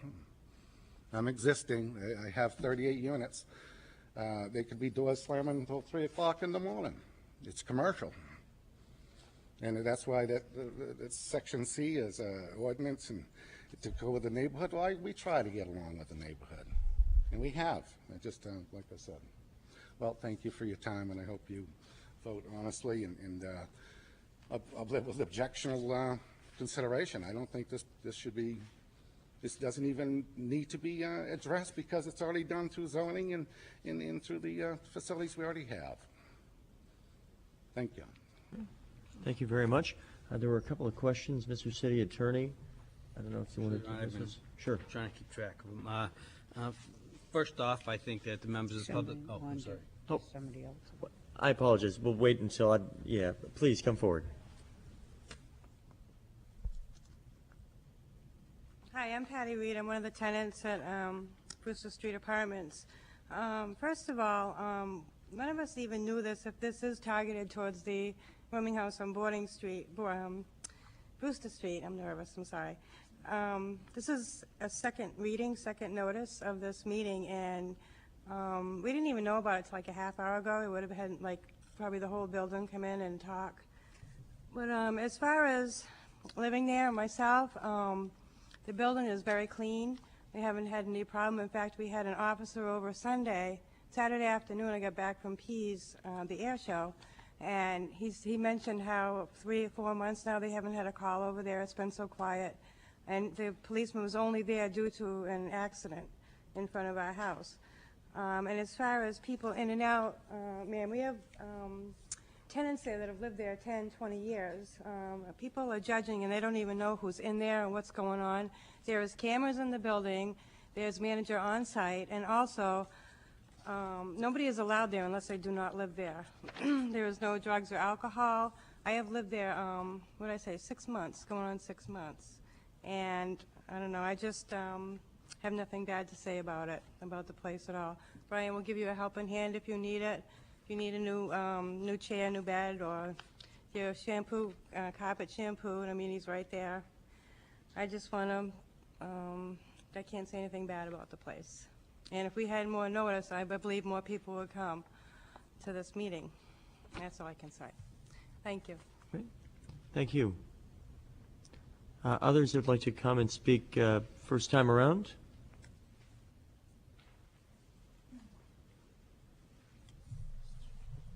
Good evening. I'm Caroline Loader. I'm of 48 Pearl Street in the Islington Creek community, and I wanted to make the very important distinction that this is not an ordinance that is against rooster rooms or any boarding house for that matter. I think more importantly, it serves as a powerful platform for future boarding houses and rooming houses in the city of Portsmouth.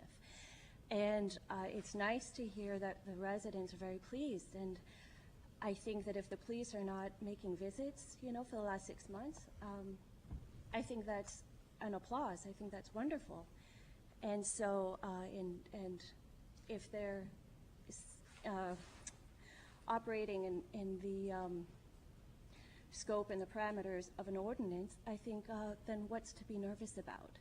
Then there really shouldn't be any concern. So I would just say that probably more powerfully, this is not an ordinance that is anti-rooming house or boarding house. It's simply a call for a safe rooming house and a safe boarding house and a platform for future affordable housing in the town.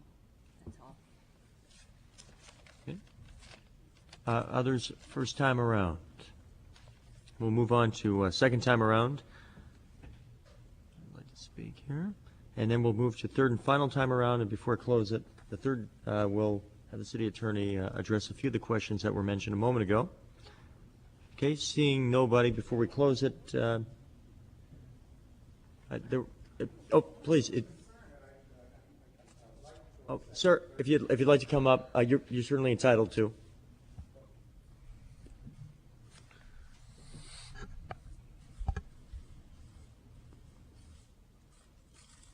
Brian Hogan, 21 Brewster Street.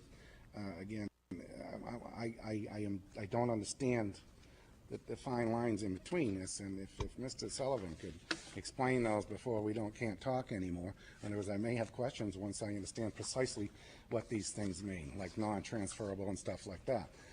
You know, what does that mean? Very good. I mean, this is not just that, it was the other questions as well. I mean, is he going to answer that or speak on these Yes, issues? sir. And am I going to be able to respond to those? Well, let me give him an opportunity to respond to your question. Okay. Yes, Your Honor. A few things I think bear some discussion. First, apropos to what Mr. Hogan said earlier on, I have to say that after some initial problems in the manner in which he came into compliance with the city ordinances, meaning he made us sue him. And we did sue him. And we got a court order in which I believe he was ordered to comply with something like 160 different violations of city ordinances. I think it's worthwhile for the council to know that he did, in fact, comply with everything contained in that lawsuit. It was not always easy, but Mr. Hogan ultimately did bring everything into compliance, and to our knowledge, he is in compliance right this moment. Secondly, with regard to this notice issue that's been mentioned once or twice, after first reading of this ordinance, I personally sent a copy of the ordinance to Mr. Hogan's attorney, Charles Griffin, so he had it the day after first reading. Whatever notice was passed or not passed between the tenants, for example, was out of our control after that.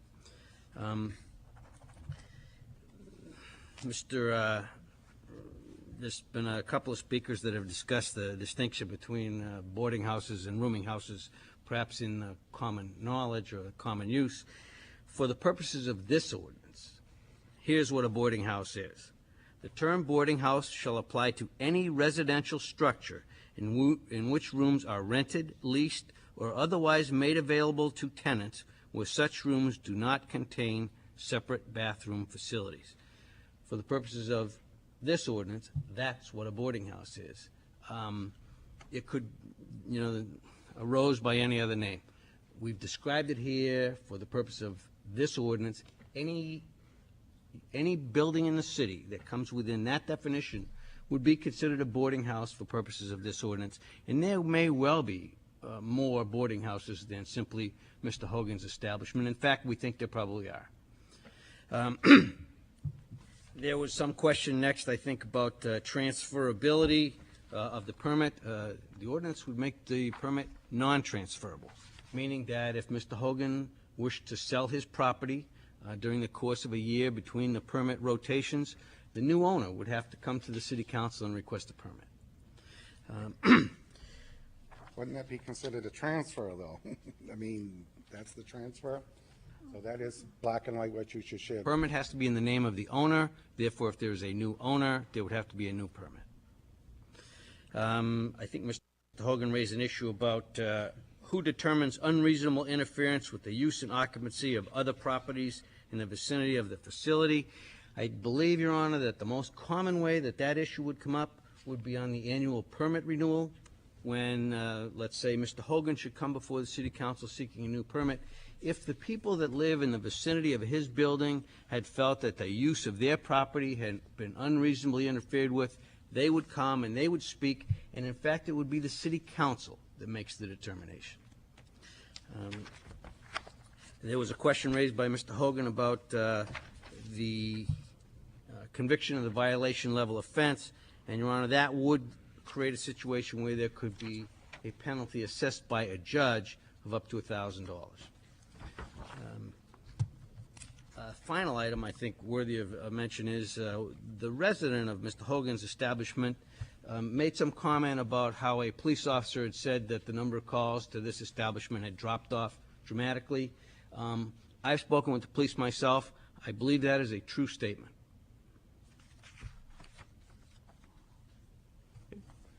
That being the case, it's like, why do we need the ordinance? And why, I think it's a, now my livelihood's going to be whether my tenants like me or not. They can show up every year and feed you whatever, and my livelihood is going to depend on that. I don't think that's not the American way. The thing is, there are residential people in I'm a zone commercial. They moved in, they bought the real estate next to the commercial. I have done, like I said, a lot, but I don't think anybody should have the right, all right, to dictate the future of anyone's livelihood in this country, in the free enterprise. It should be against the law. If they got a problem, I told them to come see me, I'll fix it. But if they come up to the board and fill you full of BS, and you buy it, I'm out of business. That's shouldn't be, all right, let's do it for the hotels and the motels and the apartment owners and the regular residents. So what if I don't like the way their dog smells and I live next door to them? Does that mean we're going to start another ordinance saying a dog can't be there? And we're going to, if we get 40 people in my building say they don't like your dog, so you're going to issue a dog permit to them? It's going to get so ludicrous, I think it's going to get out of control to the point where you're violating civil rights and the freedom of free enterprise and business. This is commercial. This is not residential. This isn't the zone commercial. Celebrity Sandwich could get a liquor license and serve dinner till 10 o'clock at night and have doors slamming all over the neighborhood. And there's nothing, I mean, are you going to hold his hands too? The neighbors are going to go up and say, geez, we don't like the way the doors are slamming. You're doing business till 10 o'clock at night. This is not a, this is not a democracy anymore if you do that. I think it's a total violation of our rights. And I consider that you vote no on that, because it probably wouldn't stop here only because, like I'll reiterate what I mentioned, the zoning laws, the laws of the Portsmouth police, the laws that we have existing already. Okay, if those were all complied to, then these don't exist. They don't exist. So, thank you. Thank you very much. We remain in the third and final time around in the public hearing, and those questions have been addressed. And seeing nobody else up, we'll close that public hearing. We have one additional one this evening, an ordinance amending Chapter 7, Article 3, Section 7.335, use of parking lot, item D deleted in its entirety, and amending Chapter 7, Article 9, Section 7.9, penalties, forfeitures, and separability, amending Section 7.901 by the addition of a new item, H, 72-hour parking restriction. Basically describes it through your introduction of it, Your Honor.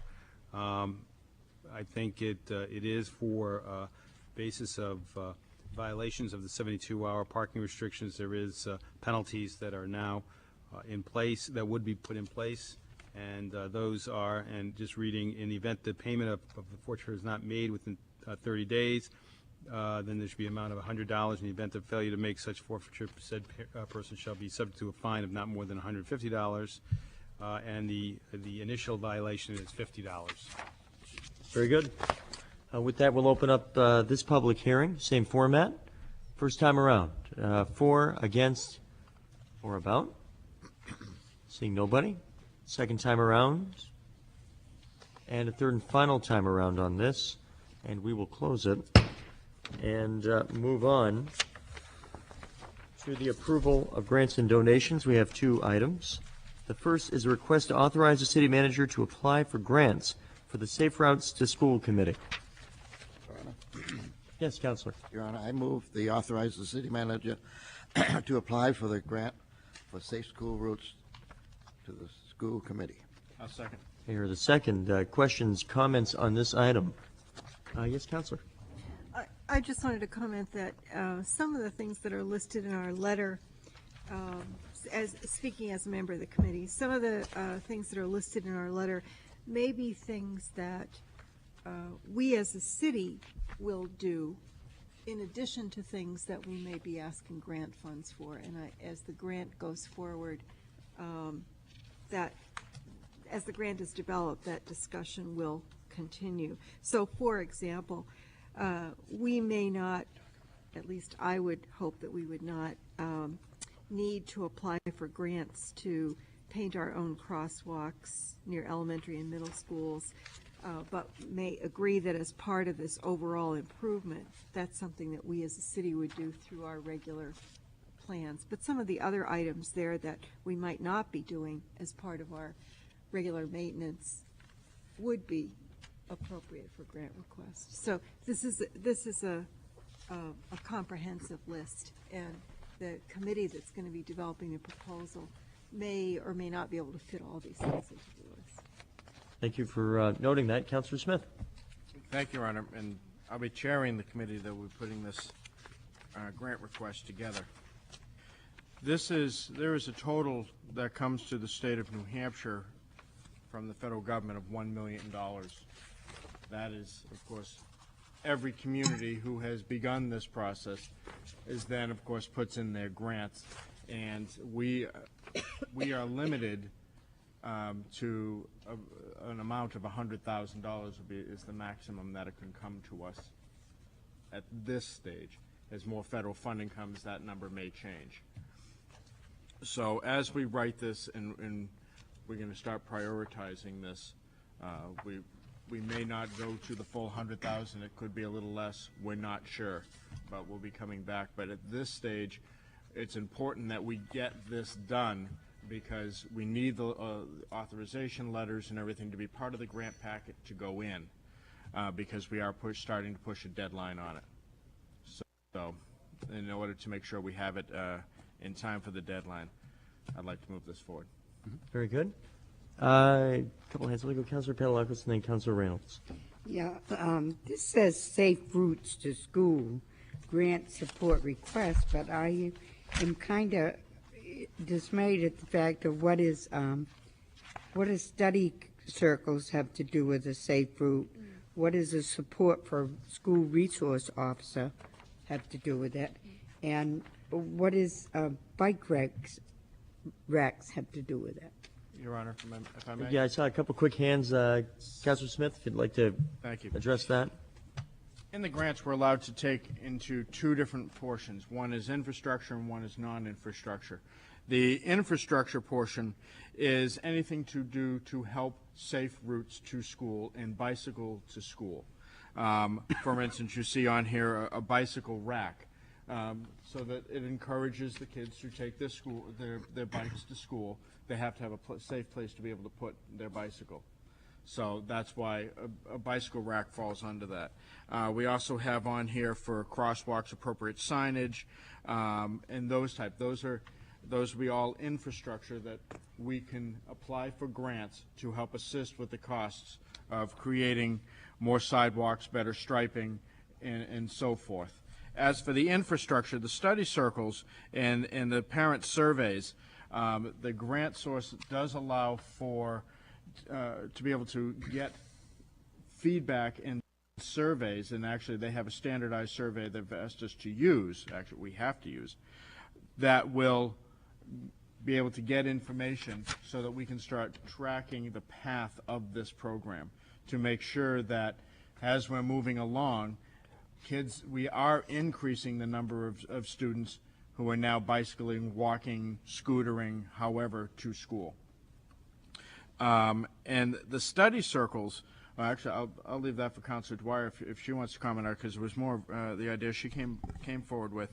But also support for the SROs, the school resource officers, to be able to have monies available for them, such as in a similar program, such as you have the DARE program, and I just happen to have was using a pen today for, they hand out the pens with it. They could have the rulers or whatever materials to help encourage kids to ride their bike to school. Maybe you did the kids will all get the flags on the back of the schools, back of their bicycles. That could be something that's provided by the SROs for the students, and this would allow the monies for that to happen. And if Councilor Dwyer wants to. Sure. We had the 3 elementary school principals come to talk to us, along with Dr. Lister, and the thing that they really emphasized is that the major impediments to having more kids walk or ride is sort of a cultural shift, that parents are not ready, willing, understanding that it might be a good idea to do that. And so one of the ideas, we brainstormed a number of ideas of how to get more parents engaged with thinking through what would it take and what would be important to do this, as well as warming up to some of the related research. So one idea we had is to use the study circle process as a way for parents in the 3 different elementary schools to get engaged in themselves coming up with some ideas about what in those neighborhoods would work to increase the number of kids riding or biking to school. And I listened to the school board meeting the other night, and Chairman LePage also raised the importance of really working on the cultural shift, and it's something that he would like to do as well, to do like a citywide meeting of parents. Very good. I Sorry. just had one more. The map for the schools. I mean, these things are what the grant is asking for These from are the state? These are all eligible items under the grant that we can apply for, to be able to have a map of what is a safe route to come from a neighborhood to get to the schools. Preferred and route. it's not just for it's actually for all 4 elementary schools, the 3 public, the 1 private. St. Patrick's is allowed to participate in this, as well as the middle school. So it's actually 5 schools that can participate in this. Yeah, I understand that they'd like to change the culture out there, but I myself cannot see that any of this is going to help to encourage parents to allow their children to walk to school in the environment that's out there today, with the people that's there and things that are happening every day. I just can't believe that the state asked for such things for a grant. Your Honor, if I can continue. Well, yeah, and then Councilor Reynolds has been extremely patient, so if you want to close the loop on that, and then I want to go to Councilor Reynolds. This isn't from the state to have it. These are things that are eligible. These were suggestions that are coming out of the Safe Routes to School Committee. And we are trying to, and the big portion of it is going to be the surveys, to be able to find out what it would take for the parents to start allowing the kids to walk, what it would take to start allowing the kids to scooter or bicycle to school. Is it, we've talked about rolling school buses, whereas one parent starts at one route and everybody, they stop at each area and they all walk to school or bike to school, and to be able to have a safe way for this to happen so that there could be the cultural shift.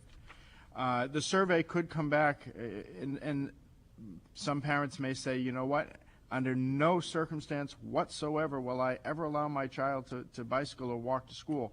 I will only drive them. Well, I guess that kind of answers the question, if that's the way the survey comes back. So we then have to start, how do we continue with the traffic issues that this is causing? How in the safety issues that it's causing with all the cars and the school buses that are jockeying for position in front of the schools every single day. And it's getting worse and worse and worse. So that's why this program is here, to begin the process of how do we make that cultural shift. Okay, let me. I don't think I need to add anything. It's been pretty well covered. Very good. Let's move the question then. Move the question, Your Honor. Thank you. All in favor? Aye. Aye. All opposed? The second item in this section is the acceptance of National Endowment for the Arts Grant. Your Honor, I move to accept the $12,000 National Endowment for the Arts Grant Award and authorize the city manager to oversee its administration. Okay, questions, comments on this item? Seeing none, all in favor? Aye. Aye. All opposed? Your Honor, at this time, I would like to make a motion to suspend the rules for the consideration of the agenda item Roman numeral 9C, second reading of the ordinance amending Chapter 9 miscellaneous public welfare, as was heard in the public hearing. Okay, do I have a second to move that up? Second.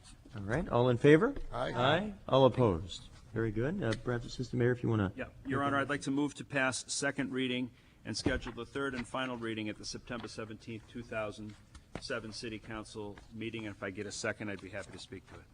I'll second that. I hear the second. Let me go back to the Assistant Mayor. Thank you, Your Honor. I would like to thank the neighborhood and Beth Shepherd Rabadon for getting up and speaking, and the support and the input that we have received in putting together this ordinance. I think that this ordinance effectively focuses control with the City Council about granting of a yearly license, and it allows us to ensure that we're trying to do the best we can for this type of housing in the City of Portsmouth. I believe it is well within our rights as a City Council to make such an ordinance change in benefit of the public welfare, and that it is properly before us, and it is something that we have the authority to do. In particular, when you look at the components of what might be considered as part of a permit and what goes into it under Section 9803A, the permit holder has to maintain compliance with all city and state laws regarding such facilities, including but not limited to the zoning ordinance, fire code, health regulations in the city. But it's different than just those ordinances being out there in their respective areas. It allows us to focus all of them together to ensure that we're getting the kind of performance in our city that we want from our boarding houses, and that allows us to ensure that the welfare of our citizens is well served. I think it provides incentive, and I think it provides motivation that exceeds merely the various items together as they sit in the legal structure, both that of the city and that of the state in terms of laws, and it allows us as a city to move more effectively to keep our neighborhoods functioning in a way that we feel is the best for our city and for our residents. Finally, with respect to Attorney Sullivan and his offering with regard to this, I do appreciate the hard work and the challenging work of trying to draft an ordinance of this nature, and I think he has definitely risen to the task, and I think it is a difficult thing to consider, but I do think that it provides us a great opportunity to bring more safety to our community, and I will support it. Okay. Further questions or comments before we move forward? Councilor Whitehouse.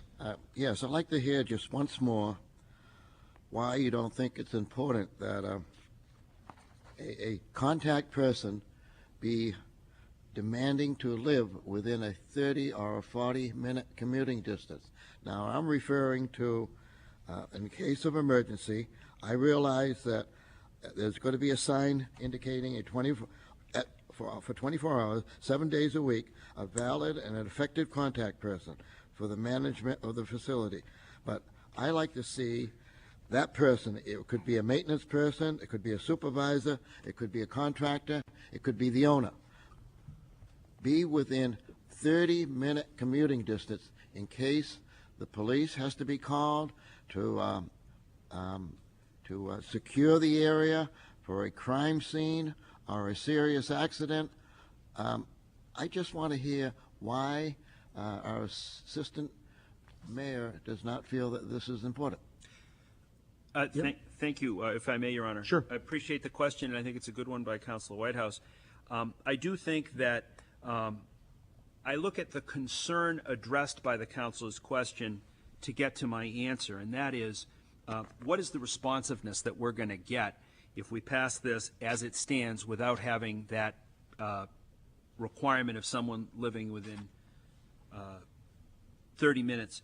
And my belief is that the contact information and the current form of telecommunications that we presently have is sufficient to get the sort of cooperation that we're going to need, and to have someone, I personally believe it would be too onerous to have someone have to live within 30 minutes or be within a 30-minute response time, given that it's reasonable to expect that if we're getting 24/7 communication ability with a designated person, I think that the police can get the information that they want.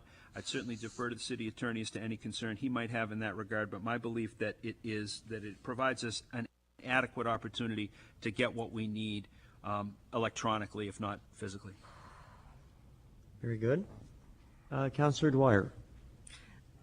I appreciate the response that Bob gave about the definition of boarding house, but I'd just like him to talk a little bit about that as it relates to enforcement. I think some good points have been made to say, you know, what if a family and their grown children returned home and the grown children helped out by paying a rent, essentially, back to the family, but there wasn't a separate bathroom facility. Does this get us into regulating that sort of situation? I do believe there will be situations other than the one that the building owned by Mr. Hogan where this ordinance will apply. And so how would it not apply to the situation that I just raised? If, I believe if the parents rented a room, and just that room, to their child, not allowing them access to other rooms in the house, for example, this ordinance would apply.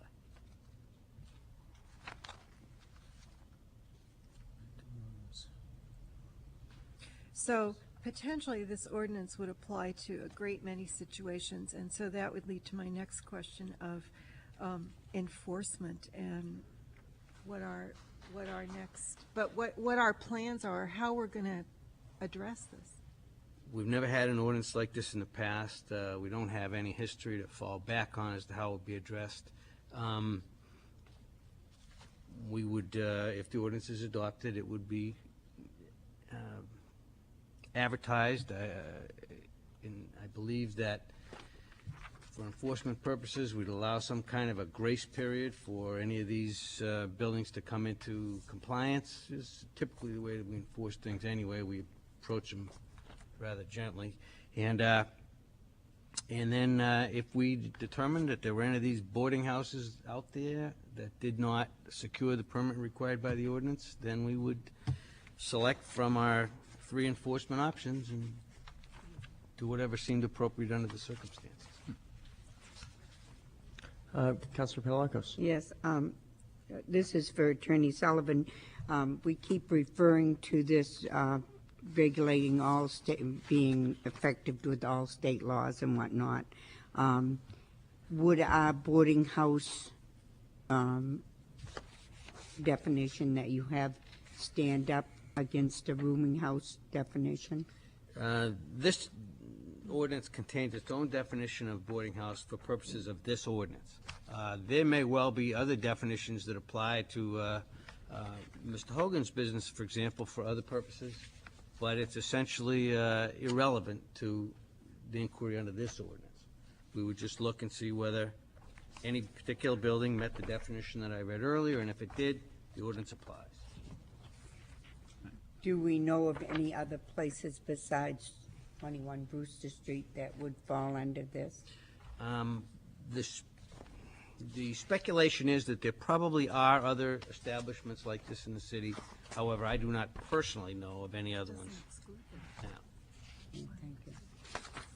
Okay, Councilor Smith. Thank you, Your Honor. Just want to bring up the question of the non-transferability. If the permit was held by a business entity as opposed to an individual, and the business was sold, does the permit then continue through its full-year cycle? If the owner of the property was a corporation, let's say, and the corporation itself, as opposed to the assets of the corporation, was purchased by another individual, then that permit remains effective. It would remain effective. And the process for someone to come in and apply for a license, how would that work? The process is that the person will have to come before the city council, and the council issues the license.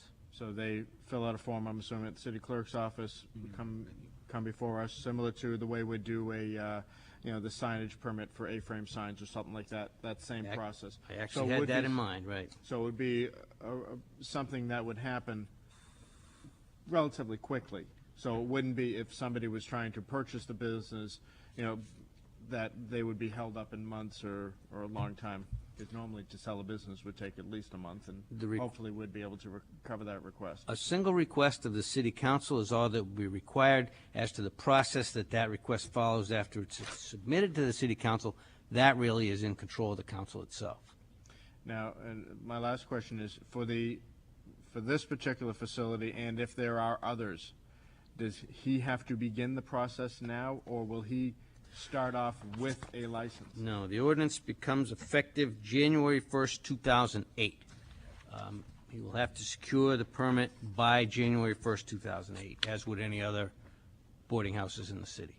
So you'll start working with him so he's prepared for the forms. Yes. And start the process along. Thank you. Councilor Dwyer. Well, I'm just still wondering about the wording of the definition. I just want to make sure that we're not creating something here for ourselves that we really don't want to create, because I think that the rooming, boarding, this is independent of food, no food. Food doesn't have anything to do with this. Food doesn't enter into the analysis. So I just wanted to make clear, we had a little side discussion here. Food doesn't enter into the analysis one way or another. And I'm wondering if what we're really interested in is something that is of a certain scale, as opposed to Parents renting a bedroom. Parents renting, or college friend of a student who needs a room for a year, or people want to come to Portsmouth. I mean, it's fairly frequent. I don't know if other people have been asked for this, but someone wants to spend 6 months in Portsmouth, and they are looking for someone who would please provide that for them in their house, a room. And I don't think we want to get into that. So I wonder if we're at a certain scale where this comes into play. Certainly that's a fair comment. Although I generally don't like trying to amend these things on the fly, I think there actually is a simple amendment. If the council has in mind some number of rooms, then by adding the phrase after the word which in section 9801, more than X rooms are rented, and the council would fill in whatever X it felt was appropriate. Okay, a few hands. Councilor Panalakos and Councilor Smith. Yes, you said this becomes effective in 2008. Does that mean that if the process is put forth the people are allowed to stay in the boarding house or rooming house until the permit is gotten, but if they do not get the permit, then they would have to leave it? Between now and January 1st, 2008, there will be no change whatsoever in the way the city regulates these establishments. And even after January 1st, 2008, I think an enforcement option that forced the tenants, frankly, into the street would be low on the list. Extreme one. Councilor Smith? Thank you. That brings up one of the questions I was going to ask is, if a permit is denied, how long does somebody have to now, I mean, these tenants would then have to find new housing? And then another concern I have on this is we also have Crossroads House in town, and they have the ability, they pay rent on the ability of being able to pay. Would they fall under this? I have never personally been inside Crossroads House, and I don't know whether they meet the definition or not, but if they're providing rooms above the number that the council might set without separate bathroom facilities, then yes, this ordinance would apply to Crossroads House.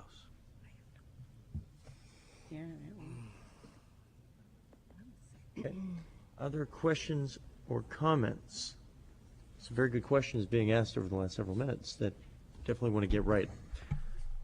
Councilor Reynolds. Well, I just want to maybe make a comment. I'm not sure it's necessary for us here to get into speculating about the prospect of turning out the residents of this or another potential rooming house into the streets. I mean, it seems like that would be an extreme enforcement action. I think that what this, I mean, I heard even the residents of the neighborhood who were in favor of the ordinance say that they appreciated the place of this kind of housing option in the panoply of housing options in the city in terms of affordable housing and being able to provide housing to residents of all, across the whole spectrum of all means. So I think all of us, including I would think on the council, appreciate the need to provide this type of housing, and what this ordinance is about is really oversight, giving the council another oversight tool, a pretty relatively stringent form of oversight requiring an annual permit, but it seems to me that that's what it's about. It gives us close oversight of the operation on an annual basis, and if the operation is not run in a manner that's acceptable, then we have a spectrum of enforcement options. I don't think it's a black or white. Suddenly one day the business is going to be gone and the owner is deprived of his livelihood and the residents are out in the street. I think that's kind of unnecessarily alarmist in terms of what this is. Councilor Grasso and then Councilor Panalakos. Your Honor, I'd like to throw this out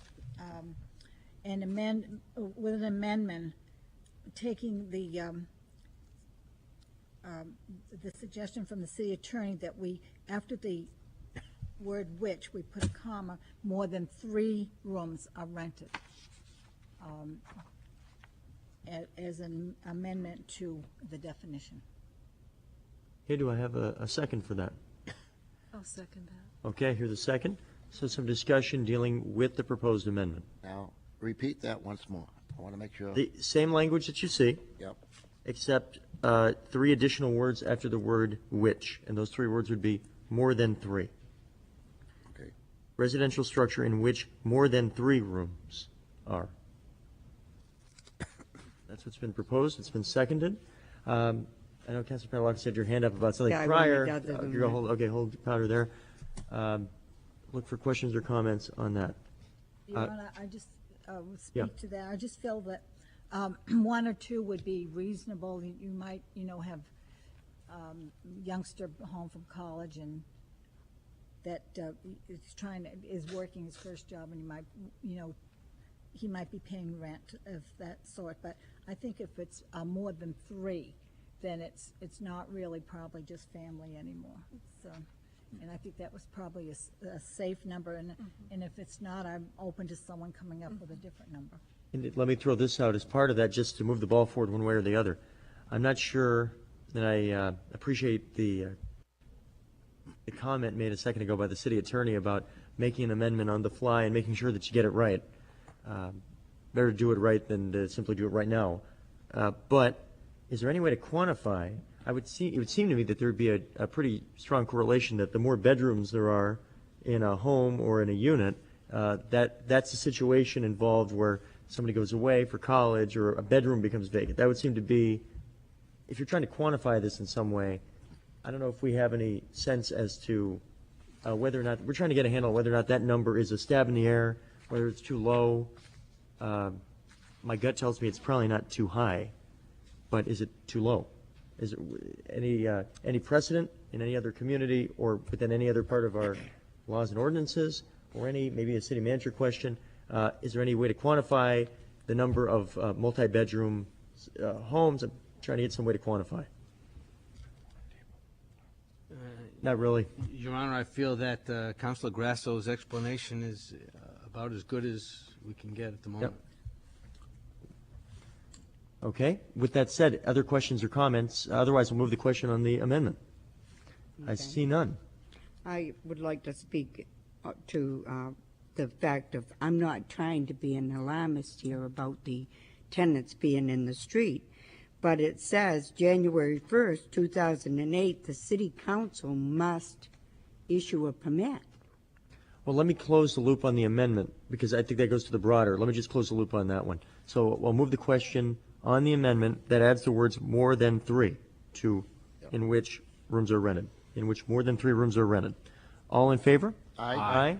All opposed? Okay, very good. So now we're dealing with the amended version. And Councilor, sorry. Yeah, I'm not trying to be an alarmist, but this very well states, it commencing January 1st, 2008, that the city council must issue a permit.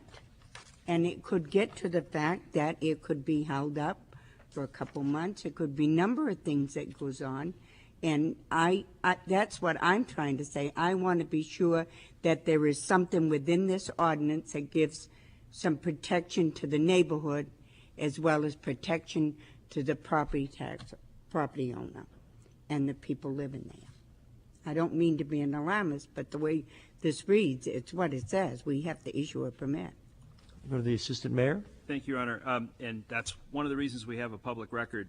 And I'd like the city attorney to correct me if I'm wrong, but I think that this is, if you look at Section 9802, permit required, commencing January 1, 2008, every boarding house in the city shall operate only on the issuance of a boarding house permit issued by the city council.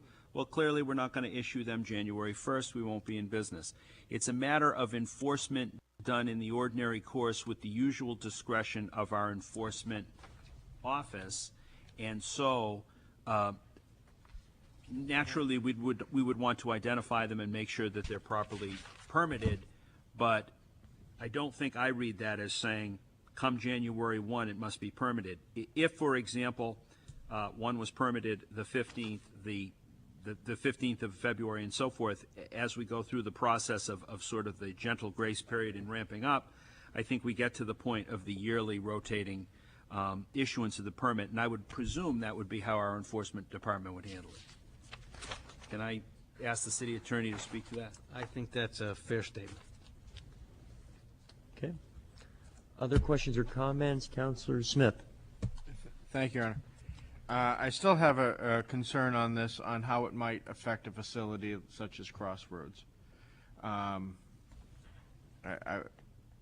would hate to see, because in reading this, of course, it's not holding the owner of a boarding house responsible for the actions of their tenants. That's not what this seems to be doing. But yet, let's face it, that's because that's where this all came to be, because it was the action of some of his tenants, as well as for this particular, for the one on Brewster Street, the violations, but that has since been cleared up. But I would hate to see that that the boarding house, the owner, be held responsible for their tenants when you have a situation such as at Crossroads, which does excellent work, but at the same time you'll read in the newspaper and the police blogs, day in and day out, where an incident has happened and the person gives the address of Crossroads House. Is that putting a blight on the Crossroads House and could then hurt them if they fall under this and then they can't get a permit? And now, because of that, we've lost a facility that does a huge usefulness in the area. Because if we hold the standard to one, we have to hold the standard to the other. And so would Crossroads House fall under this ordinance?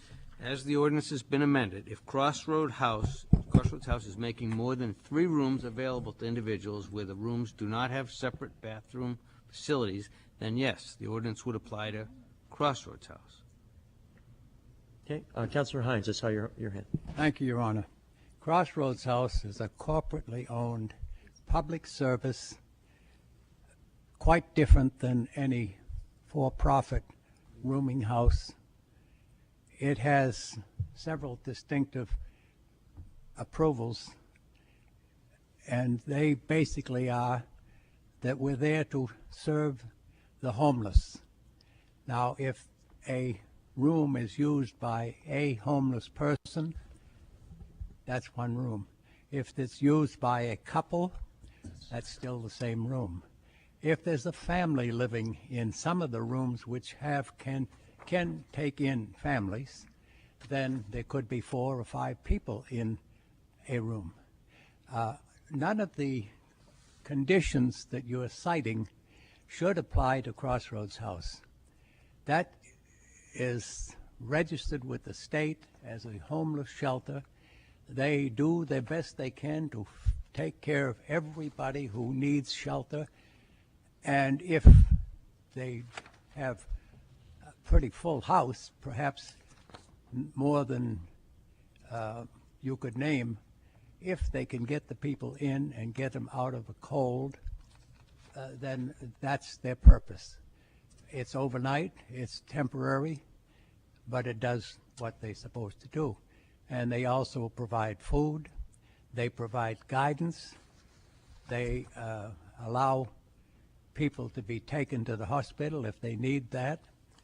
They also have people that will try to steer them into a better life so that they can be self-supporting, and they do that consistently, because the people who come to their shelter quite often go out, go to work, earn some money, which the shelter will save for them, and they will pay a minimal fee for having stayed there, and in time they will have enough money to rent an apartment and stay with the job they have, and that's what Crossroads House is there for, to help people to get ahead. So I don't think that we could classify them with a rooming house or anything of that type. Given that information, I'd like to, were you going to address, okay, I'm sorry, Councilor Dwyer. I believe everything that Councilor Hines said is true about Crossroads, but I also believe that the definition as written and as we've just accepted also fits Crossroads. But I think there's a really important, I think Councilor Smith has raised a really important distinction that I think implicitly Councilor Hines was addressing. And that is the difference between holding the permit holder responsible for the behavior of tenants, which this does not say. This has nothing to do with that. This is about holding the permit holder responsible for maintaining the facility in a way that doesn't cause unreasonable interference. And I think that's a really important distinction, because this grows out of the maintenance of the facility in a way that that doesn't cause interference with the occupancy of the properties in the neighborhood. So I want to make sure that people are understanding that distinction, because that could get slid over. But I do believe that as written, this would apply to Crossroads just as it well would to others, and I don't see any problem with that, because we would want as a city, I mean, Crossroads does these things, just as Mr. Hogan talked about complying with these things. Crossroads, you know, we know who is responsible for the management. We want them to meet our zoning, fire, and health codes, and we want them to maintain the facility well so that it doesn't cause any unreasonable interference. So I don't think there's anything wrong in saying that it would apply to Crossroads, because all of those are things that are for the health and safety of people living there as well as surrounding. Indeed, if I'm not mistaken, correct me if I'm wrong, I believe that folks affiliated with Crossroads are in the midst of a pretty substantial capital campaign, which I'm sure part of its intent is to achieve these goals anyway. So that would further what you just said, Councilor Smith. Yeah, and that's why I bring it up. The fact is, I would hate to see this. I know they're doing a lot of work out there. They're bringing it up to standards that they want to, but by doing that, if they aren't currently under those standards, they can't get their permit, which means effectively we would shut down Crossroads House, which I don't want to do, and I want to make sure there's some way. Either we put in here that not-for-profits don't fall under this, or there is a grace period or something that we can put in, power to the city manager or something, so that we'll be able to work with a facility such as the Crossroads House as they're going through their capital improvement plans and so forth, and maybe others that could come down the pike. I just don't want this, as I agree with this ordinance, and I'll be voting in favor of it. I don't want this to be detrimental to the great work that the Crossroads House does. Okay, the Assistant Mayor. Yeah, I don't think it will be, and I agree with Councilor Dwyer, and I certainly share the concerns of Councilor Smith. I do think that the important word to remember is that we have discretion in two areas. One is within when and how we grant the permit, and the second is discretion that the city attorney has represented, that the enforcement arm of the city will use in administrating this ordinance. Nobody is going to shut down Crossroads House as a result of passing this, and we as a city council have the ability to exercise discretion, set benchmarks, set goals for organizations while permitting, and we can pretty much do what we want under here. So I believe that we're able to handle those kinds of nuances and justifiable concerns with the ordinance as written. Okay, Councilor, and then thank you. Not to keep beating this and going back and forth on it, but I don't see that. I see it here very clearly. It says determines conditions under which the holder of any such board house permit shall operate as follows. A, the permit holder must maintain compliance with all city, state laws requiring facilities, including but not limiting to zoning ordinance, fire code, health regulations of the city. And I don't, if there was a sentence in here that allowed specifically that we could have that grace period in there, I would be extremely comfortable. But I would hate to have it as black and white as this, where we could in any way delay something along the lines of Crossroads House. And if maybe the city attorney could, and I know he does not want to write ordinance on the fly, and I certainly don't wish to delay this, but if he could make me feel comfortable in knowing that this would not hurt that, I would be more comfortable. I think the city manager had a comment relating to what you're I think saying, it's Councilor. important to realize, and I know that Councilor Smith understands it, that we've worked with Crossroads House on numerous occasions. We want them, in fact, they have to fulfill paragraph A, or we won't let them operate. So they do today. They do, and we expect in the future that they will. So they will, and they do. They work very closely with our people. The fire code and health regulations. We make sure, because we don't want them substandard. So it really, I think, is not a problem. I think what has been said tonight is that they will come into compliance with city and state laws, which we expect them to do anyways for the safety of their residents. And we had an issue back a few years ago, but they came into compliance because we had to deal with that issue. So I don't think I would worry about that. Okay, Councilor Grosso. Your Honor, I can see a letter from Crossroads sometime in December coming before this council explaining what they are doing, and this council in turn give them a conditional permit until they have fulfilled the regulation here. And I don't know if people feel comfortable doing that or not, but. To be honest with you, Your Honor, again, I suspect that they will fulfill that. We want them to fulfill Yes. that. Right, they don't get they or anybody gets the pass on it. I agree. Yeah. And I don't think, and to your concern, which is one that we always have, I think they want to be in that same situation as well. Very good. Okay. Move the question. Move the question. I could definitely do that. All right. As amended, as you recall, all in favor? Aye. Aye. All opposed? And that passes unanimously.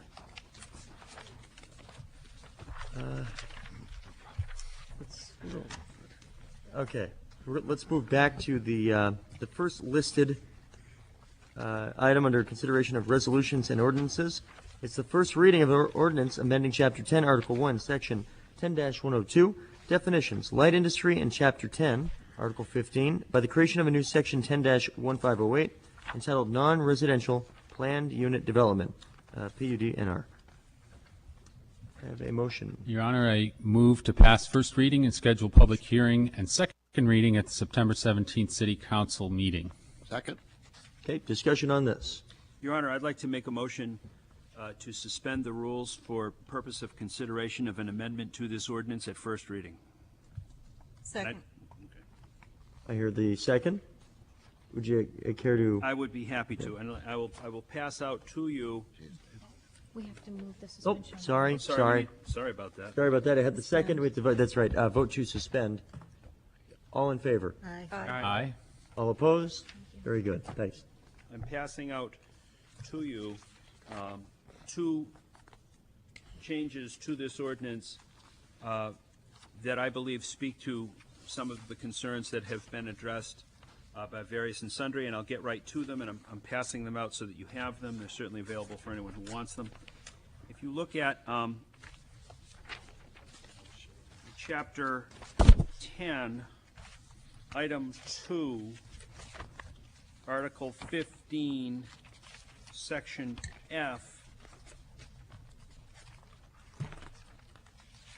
dimensional and intensity regulation, Item 1, I would seek to change under any use the front yard dimension. So it says front yard, it does not say dimension. Dimension is the heading of the column. It says 50 feet, and I would change that to 75. The other is under Chapter 10, Item 2, Article 15, Section G. You look at Item 7, where it says, the planning board may, at its discretion, waive any parking requirements contained in the zoning ordinance. I would strike that. And the reason I suggest these is I do believe they speak to the concerns of various and sundry, so there it is. Very good. Okay. I saw Councilor Panalakos. I just wanted to say that I will. That's right. We need a second for those. To move that forward, we get the second on there. Very good. Well, I just wanted to say I will be voting against this period. I don't believe it should have a public hearing. I believe that it should stay the way it was. The people out there asked to have it stay the way it is. And I think we should at least respect their wishes. I don't see, as I read this over, I find this changes, some of them to be worse than the one that was before. So, but I just cannot even vote to have a public hearing on this. We had a public hearing, the people said they didn't want it. And I believe as a council, we should respect their wishes. And it's to my understanding that the planning board did not have a public hearing to bring out this second ordinance. And I think that was a place where the hearing should have been and the people would have been able to express their opinion that they didn't want it out there, any change in what it was. Your Honor, if I may, I would just request that discussion be regarding this particular amendment as offered. I realize that, but for this portion, as we're discussing the assistant mayor's proposed amendments, for now, kind of envelope it into that. If you have comments about either or both of those pieces. Councilor Reynolds. Yeah, I think it's an excellent proposed amendment. I think it directly addresses in particular, two of the aspects of this proposed ordinance that we've heard the most about, both in the first time it was proposed and in the second time that it's been brought back and was addressed recently. Those are two things that people have mentioned. Those were two things that I thought could have been improved. So I commend the assistant mayor for proposing this, and I'll be supporting it. Okay. Other questions or comments dealing with the proposed amendments? Otherwise, we'll move this question. Okay. All in favor of the proposed amendments, say aye. Aye. Aye. All opposed? Opposed. No. Opposed. I want to make sure I get that. I heard three. I heard three. Three opposed. Roll call, Your Honor. We'll do a roll call. Assistant Mayor Farini, Yes. Councilor Grasso, No. Councilor Dwyer, Yes. Councilor Reynolds, Yes. Councilor Penelakis. No. Councilor Whitehouse. Yes. Councilor Smith, Yes. Councilor Hines, Yes. Mayor Marchand. No. 6 in favor, 3 opposed. Okay, so now we bring it back up to the level of, First reading. that's right, and now as amended. So, discussion dealing with that. I said what I Is that had your to piece? say. That's correct, Counselor? Very good. Got it in there? Yes. Is there a motion on the floor for first reading, to go to first reading? Yes. Okay. Yep, and that was seconded.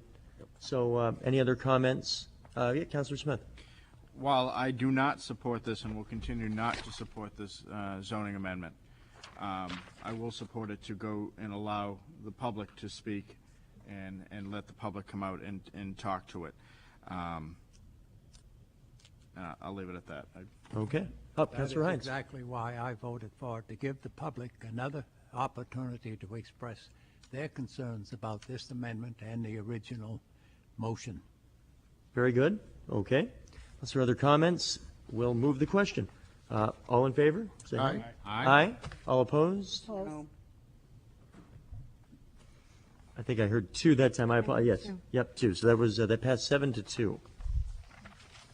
Okay, the next item is the adoption of resolution regarding the public necessity for the city to condemn certain property along Greenland Road, Route 33, in the vicinity of the railroad bridge to facilitate the reconstruction of the railroad bridge and roadway. Do I have a motion? So moved. A second, okay. Discussion on this item. Councilor Whitehouse, then Councilor Smith. Yes, a question to our city manager, please. Please. John, in reference to Pan Am Railroad and the contact you've had with them, you've had any contact since the last time you gave us a report in reference to this? They pretty much have taken the position that they want us to take it. They rather we take it by eminent domain. They don't want anything to do with it. They'll do their appraisals, we'll do our appraisals, and So we'll be in the that's it. courts. We'll be in the court. No, you're not in court. No, you only be in court if they don't agree with the appraised value.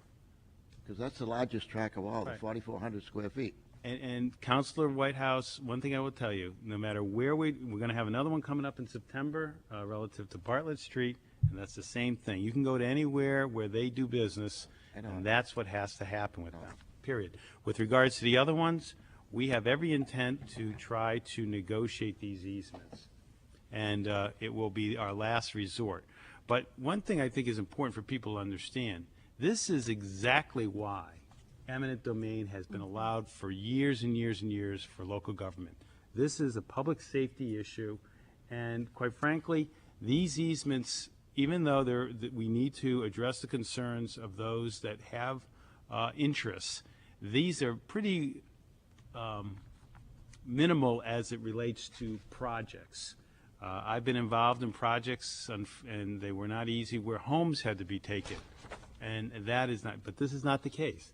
This is sloping easements, those types of things. And wherever we can, we will absolutely, we've gone through meeting after meeting after meeting. So hopefully we will resolve with all those that have interests. And, but of course, we have to, for the public safety, have the ability to take these easements by eminent domain. We're not taking homes, we're not taking homesteads. pieces of land that abut the road. Counselor Smith and Counselor Dwyer. Thank you, Your Honor. It's a question for the city attorney, just to understand the process of this a little bit better. From what this adoption of this resolution basically begins the process to be able to have the discussions with the homeowners to be able to work out a financial arrangement, and then if that doesn't go through, does it come back to us before we actually do the final steps? Yes, this process gets or this vote would get a lengthy process commenced. The process would require, actually, that the city secure appraisals. The process allows the property owners to secure their own appraisals. There is a negotiated, significant effort, I promise you, to negotiate resolution to these things. And only at the conclusion of failed negotiations would the declaration of taking become an issue, and we would come back to the city council and request that the council authorize the filing of a declaration of taking in any particular case. And are we kept appraised as things are going along, so that we just have an idea?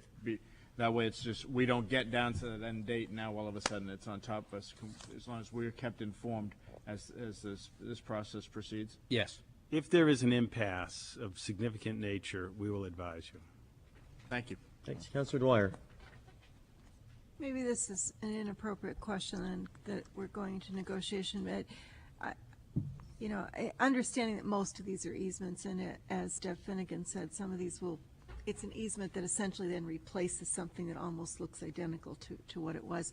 The only one that I heard and that came before us was the elimination of access, and that did seem to be qualitatively different than the other kinds of things. And if you want to speak to that, do, or I also understand if you don't wish to do that at this point. We would prefer non-public. I mean, what is one person's access Yeah. may be another person's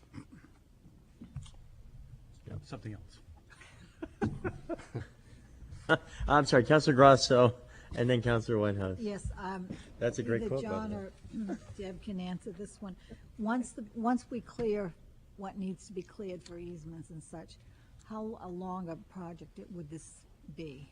Deb, would you please answer that? I know it's going to be, it is going to be a Because that's a long, very intense. busy road. Absolutely, and that's why we want to have two-way traffic open Yeah, there. especially to the hospital, as she mentioned. I'll give you the very kind of longish answer, but not too long.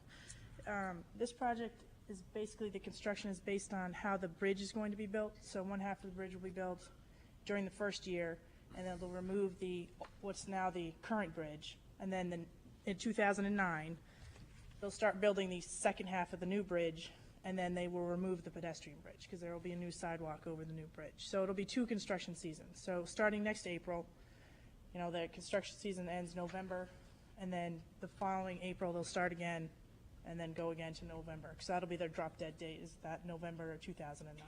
And 2 construction cycles, give or take. Right, and we are watching in other parts of the city. We're paying attention to whether contracts we have. We want to be very careful that we don't let another contract that will bottle up on another end where people can have an outlet. So we are paying attention to that. Thank you. Debbie? Counselor Whitehouse, it sounds like you may. Debbie, I brought this up at the public information session. Okay. When the state came down and did their presentation, and I just hope it's documented someplace whereby when the excavation starts in the Plains area, that's a very sensitive area. I hope there's an archaeology on site. I hope there's some test digging, and it's a very area that could produce some history of the old city.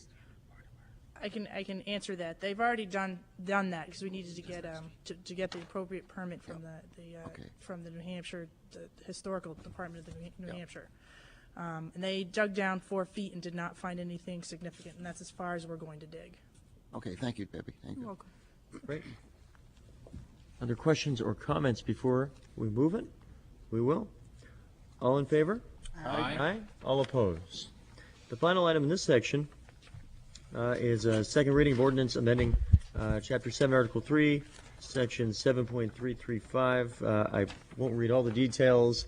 It was the subject of the third and final public hearing this evening.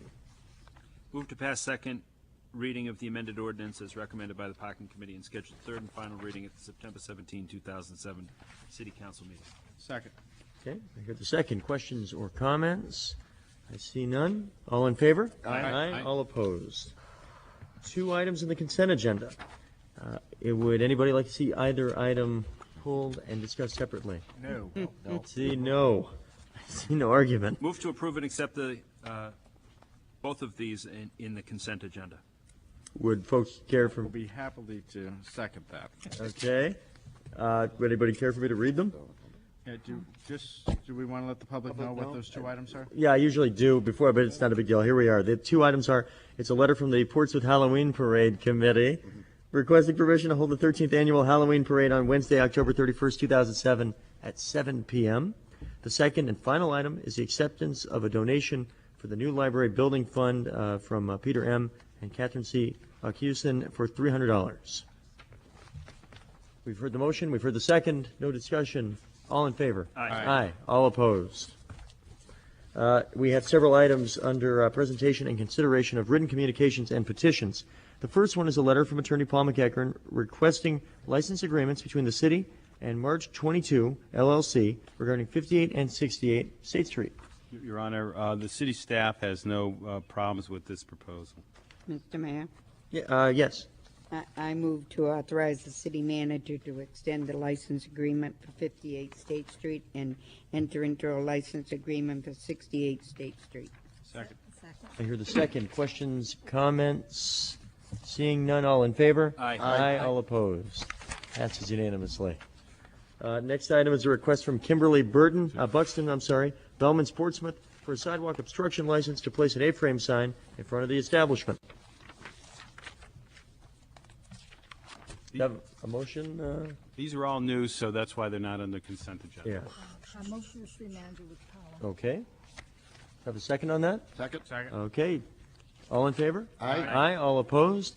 We have a few along the same lines here. Request from Allison Tucker, Gulliver's, Inc., for a sidewalk obstruction license, placing one A-frame sign in front of the establishment. Move to refer to the city manager with power. Second. Okay. All in favor? Aye. All opposed?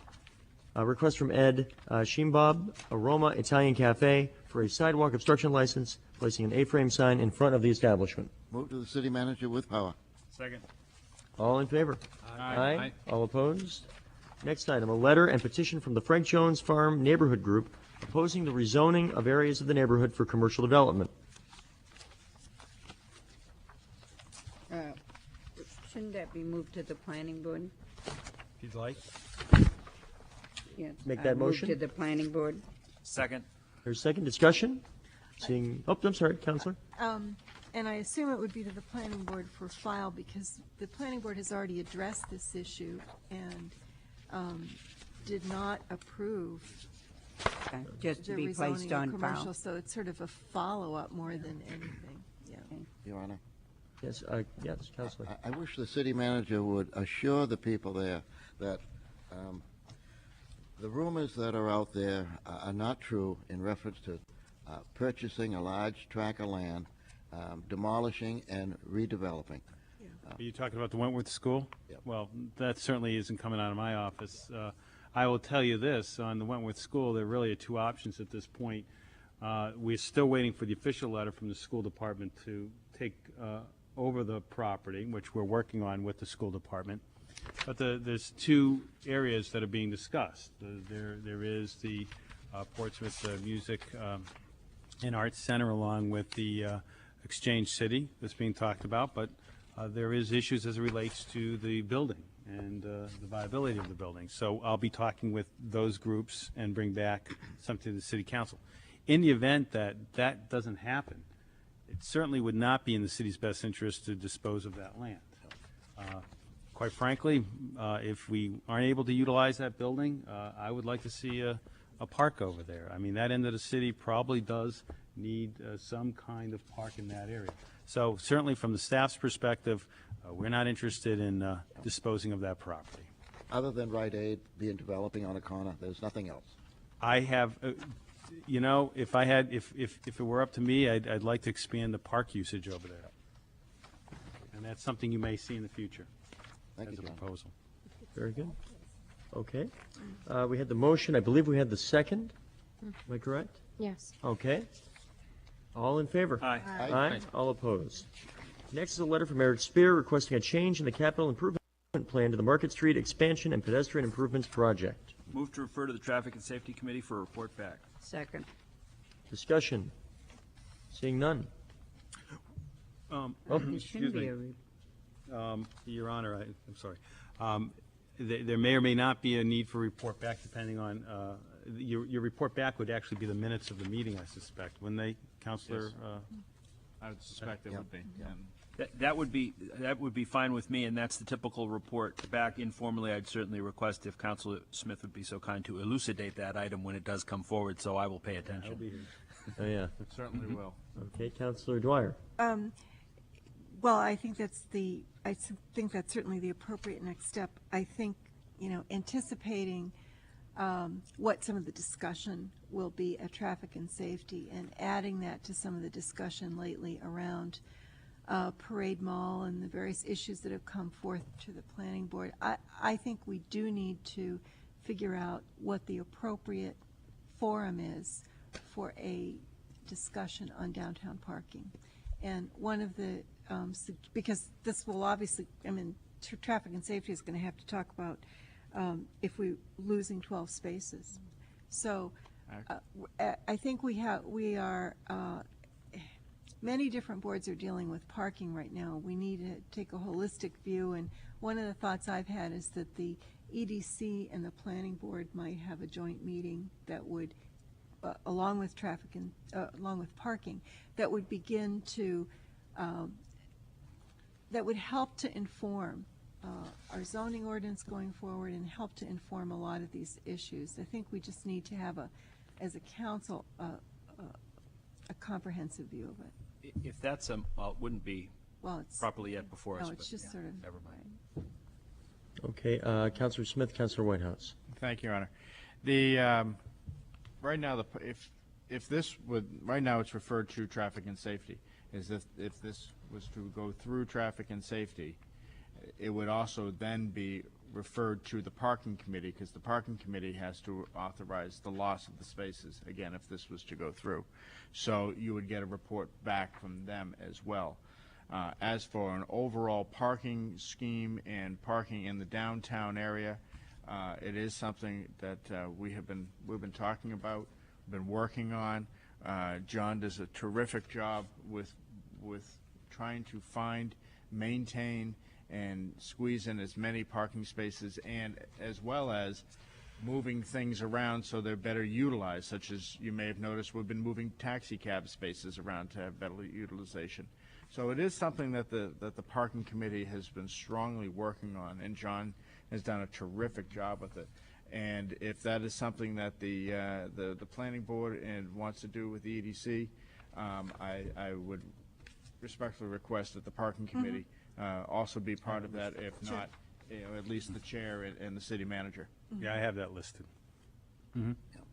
Okay, Counselor Whitehouse. Also and Counselor following up on Williams. that, future plans after the development of Parade Mall calls for the lower end of Deer Street to be one way, and that's going to funnel a tremendous amount of traffic up Market Street. So I hope these people who are proposing these ideas and these plans realize what's on the drawing board, what it's going to entail later on, and be aware of the development, especially the Parade Mall area. Your Honor, if I might, just one thing, and I think I mentioned this during the capital program discussion. We're going to be hiring an engineering firm to do a modeling of our traffic in the downtown. So I think Councilor Whitehouse is correct. We need to have a comprehensive review of all our traffic flows in the downtown. We want to have a computer model that we can utilize, and I'm working with the Public Works Director on that, and we'll be moving forward on that. Counselor Reynolds. Yeah, just 2 cents here. I'd like to chip in and say something in support of what I think is the spirit behind this letter, and the suggestion that the city, in the upcoming improvement that we're making to Market Street, that we think about the prospect of actually widening the sidewalks even more and eliminating parking on one side. Obviously, from all the city's history and all of the discussion just now, everyone, it's an article of faith that parking in the downtown is extremely important, and any potential change that would reduce the number of parking spaces whatsoever is a very serious matter. However, I think that what we should also keep in mind is to realize what it is that really makes downtown Portsmouth special and makes downtown Portsmouth thrive, and that is the very special character of it, which is largely due to the vision of people in the 1970s who proposed and successfully, as I understand it, the vision was realized against some significant opposition to widen the sidewalks, create those large plaza spaces in front of the North Church and in front of the Athenaeum, and make Portsmouth Market Square being the living room of Portsmouth, the place where people come to congregate, walk, sit, pass the time. I think that what makes particularly that stretch of Market Street really great is the experience of meandering down the sidewalks and in and out of businesses. And what makes it not great at a lot of times is the circulation of cars constantly circling the block, as we know, looking for one of those prime parking spaces on Market Street in front of the store. So in terms of the modeling and the analysis that we're going to do in terms of traffic flow in downtown Portsmouth, I think that we also ought to take into consideration pedestrian traffic flow and pedestrian traffic volumes, because in terms of the development that people are talking about, Parade Mall, Conference Center, we're going to be seeing significant increases in pedestrian traffic. And the last thing we want to have happen is end up with our sidewalks, particularly this stretch of sidewalk, sort of the prime block in all of downtown Portsmouth, with sidewalks that are still too narrow. I think it's an idea very much worthy of consideration to consider making this block of Market Street similar to what's been proposed in the Parade Mall, that broad walk concept, which is a nice pedestrian thoroughfare. And I hope that the various venues where this is considered will take that into account as well. Councilor? Yes. I hope that the traffic and safety will take great consideration of this, to how fire trucks will get through there for businesses. Those are all businesses there. And to me, widening that street and the sidewalks and taking half the street is very dangerous as far as the businesses are concerned, with fire trucks and apparatus that has to go by there. So I hope we take care into consideration through the fire department if that's doable. If I may, Your Honor, we certainly will. And this is not the first time Traffic and Safety has looked at this. This was looked at a few years back. This idea has come around a couple of times, and each time, because of Traffic and Safety, it has not gone forward. But I assure you that it will get full consideration from Traffic and Safety, and if needed, onto the Parking Committee as well. Councilor Hines, and then Councilor Dwyer. Thank you, Your Honor. Widening a sidewalk is wonderful when there's enough people in the area to make full use of it. However, to widen a sidewalk and eliminate parking on one side raises the question, what is going to happen to the businesses on the other side of the street? Number one. The second thing is, in the off-season, you're going to have a good wide sidewalk with very few people on it, and only one way to get in or out of that road. I don't know, and I would question the value of widening a sidewalk permanently to support a on-season tourist population. I doubt that there's enough value in it for the businesses on both sides of Market Street. Councilor Dwyer. This is not speaking to the merits of this issue one way or another, but just to clarify something that Councilor Panalakos raised. My understanding is that we had already approved the narrowing. We had already approved essentially the width of roadway that's being talked about here. And so because the idea is to widen the sidewalks, had parking on both sides, required narrowing the road, that's already been approved. We already did that. That what's being asked for here is not a further narrowing. What's being asked for here is to simply use some of that, is to take away that extra parking lane. So we already approved in the CIP and when we bonded essentially the width of that street. It already went through traffic and safety. We've already addressed it. So I just want to make sure that we're not changing that basic element. That's already something. What we did, though, when we approved that, was assume that we would have parking on both sides of the street. But the travel lane itself is not being addressed by this request. And so we already have a travel lane that has been changed, or is going to be changed. Sure. Basically, all that you did was appropriate the money to do the construction on the street with some of the ideas of the concept of widening the sidewalks and allowing for parking on both sides of the road. That still needs to be engineered. There was no Right. specific width put in, and Right, but you can't do that unless you can't. If implicitly you can't. But it still has to come before traffic and safety, too. Okay. It has not as of yet. Okay. Very That's good. why I say we will give it all consideration, because with what we even want to do already in the CIP, still has to come before traffic and safety. Well, if this is the discussion before we get the report back from parking, this will be a very vibrant discussion afterwards. Only things I'd say is I think that if the pilot program works well, and I think it will personally, that this technology will actually act to widen further the pedestrian walkway even before we talk about widening it literally further, because it'll take out some of the existing meters. And the second thing is, I think this actually could be very good for the businesses on Market Street.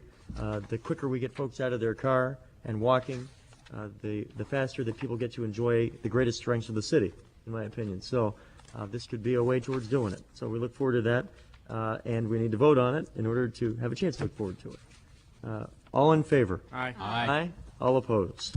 The final item here is a letter from Paul Sorley from the Portsmouth Gaslight Company requesting that the letter we just discussed be referred, that his proposal for the creation of a broad walk on Market Street be referred to traffic and safety for study. Move the letter to file. Yep. Second. Second. Very good. All in favor? Aye. Aye. All opposed? We move to the city manager's items. There are 4 items that require action. Thank you, Your Honor. The first item that requires action is that the City Council asked me to report back on vendor times. You did receive a letter on June 25th, and I did have some discussions with various people relative to the issue. And the amendment that would be recommended for action, if the City Council so choose, would be an amendment to the vendor ordinance, which would restrict vending from midnight to 7 a.m. Now, this is just for discussion purposes. If you want us to, as we have done in the past, before we go and put the ordinance together and bring it before you for first reading, we'd like to have that authorization.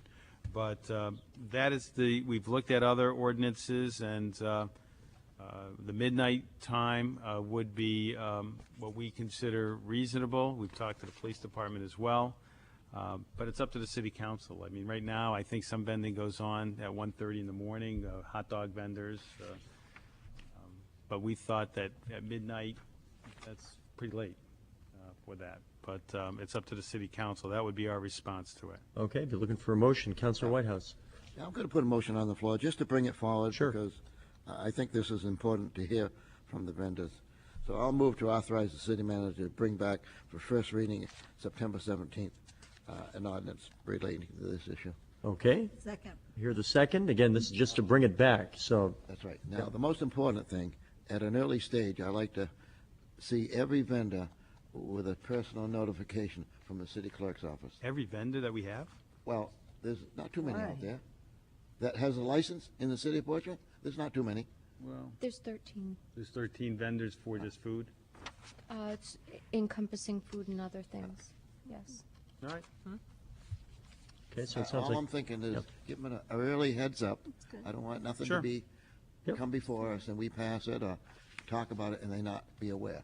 Okay, very good. Sounds like that from your lips Okay, to we'll those send it out. 13. Any other questions or comments? Okay, seeing none. All in favor? Aye. Aye. All opposed? Thank you, Your Honor. The next item is request for first reading for stormwater ordinance. My memorandum is pretty self-explanatory. Again, in keeping with our policy, we would like to bring back first reading of this ordinance for the September 17th meeting. This is in keeping with federal regulations and pretty much something that we're going to be required to do. So moved, Your Honor. Very good. Do I have a second? Second. Okay. Speaking on the Yes. motion, as everybody knows, this is my favorite subject. But reading through the document here, it kind of bothers me. It's a 3-year effort, and I think we should. I just hope we can move it up. Are you about stormwater, Yes, not that's right. wastewater? No, kicking off the wastewater master plan project. No, this is stormwater. This is not This is wastewater. stormwater. Stormwater. They don't Rainwater. They don't go hand in hand? Not in this particular instance. We don't want No. sewers, water in with stormwater. This is a new federal regulation on stormwater. They're starting to regulate how we discharge our stormwater, Okay. not sewage. It's the same thing as CSO, as your program? No? No, it is not. All right. No, this is when rain comes down, goes into the catch basin. What we'll be doing is getting systems in place to catch some of the grit and things of Okay. that sort, All right, all right. so it doesn't go into the Okay. river. All right. Okay, further discussion on this? Seeing none, sorry, Counselor Dwyer. Oh, I don't know what the process will be, but it's true with the stormwater as well as with wastewater. I see that there's a whole plan for public education, which is really important. This stormwater caused an interesting discussion in our house, and I think that there may be a need for education of ourselves a little bit more about this than we currently have before or in the process of our voting on this ordinance. So, I'm not sure what the intention or the process is there, but I know from, just sitting on the planning board, even some of the language and what some of these various things mean, just to make sure that we take that opportunity, because this is more challenging than most stuff that comes in front of us, I think. Right, and that's a good point. What I would suggest is that we could kind of have a twofer. Before the public hearing, we have a full-blown stormwater discharge 101, and then we get into the public hearing on the actual ordinance. But that would not be at the first reading. I think it probably would be beneficial for everybody to, at the second reading and public hearing, that prior to that public hearing, that we do what you ask for, and so that the public is attuned to it, and the council will be ready, and we will do a 101 on that and let people know about the regulations and what we've done, and that way it will be able to give you the information you need to make a vote. Does that seem reasonable? I think that's reasonable, and I think that might be a good thing to, to really advertise. I mean, these are things that I'm thinking not only of the upcoming election, but I'm thinking of questions of the general public. This whole area that we're moving into, we were going to really need to go out of our way to make sure people are understanding the choices that we're making and what we're doing, because it's going to have a lot of financial implications. I'm not just thinking sewer plant. It's going to have a lot of implications for lots of other construction, permitting. I mean, it's Well, we can give you that information. I think we're actually ahead of the game in a lot of this, so that some communities haven't even started down this road. And what we've done, we've done our infrastructure projects now. We've actually built this into, so we're not as behind the eight ball as others, but we can give the full presentation before the public hearing, give about 10 minutes and give people a full understanding. Do you think, Dave, 10 minutes would be enough for that? Great. Other questions or comments? Seeing none, all in favor? Aye. Aye. All opposed? Thank you. Before I entertain a motion to suspend the 10 o'clock rule. Motion to suspend the 10 o'clock rule. Second. Thank you. All in favor? Aye. Aye. All opposed? Thank you. Thank you, Your Honor. The next item deals with the request for first reading of a state revolving loan fund bond issue for the Rye Line Pumping Station. This would be continuing our infrastructure improvements to the various pump stations we have throughout the city. It is estimated within the capital improvement plan to be a $1.5 million project. The SRF allows us to borrow at a rate about 3.3%, and we would get a 30% grant to help us with that, or about $450,000.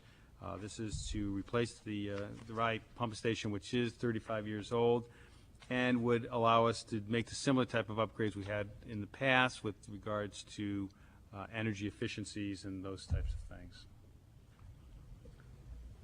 So I need a motion to allow you to bring this back for first reading at your September 17th. Second.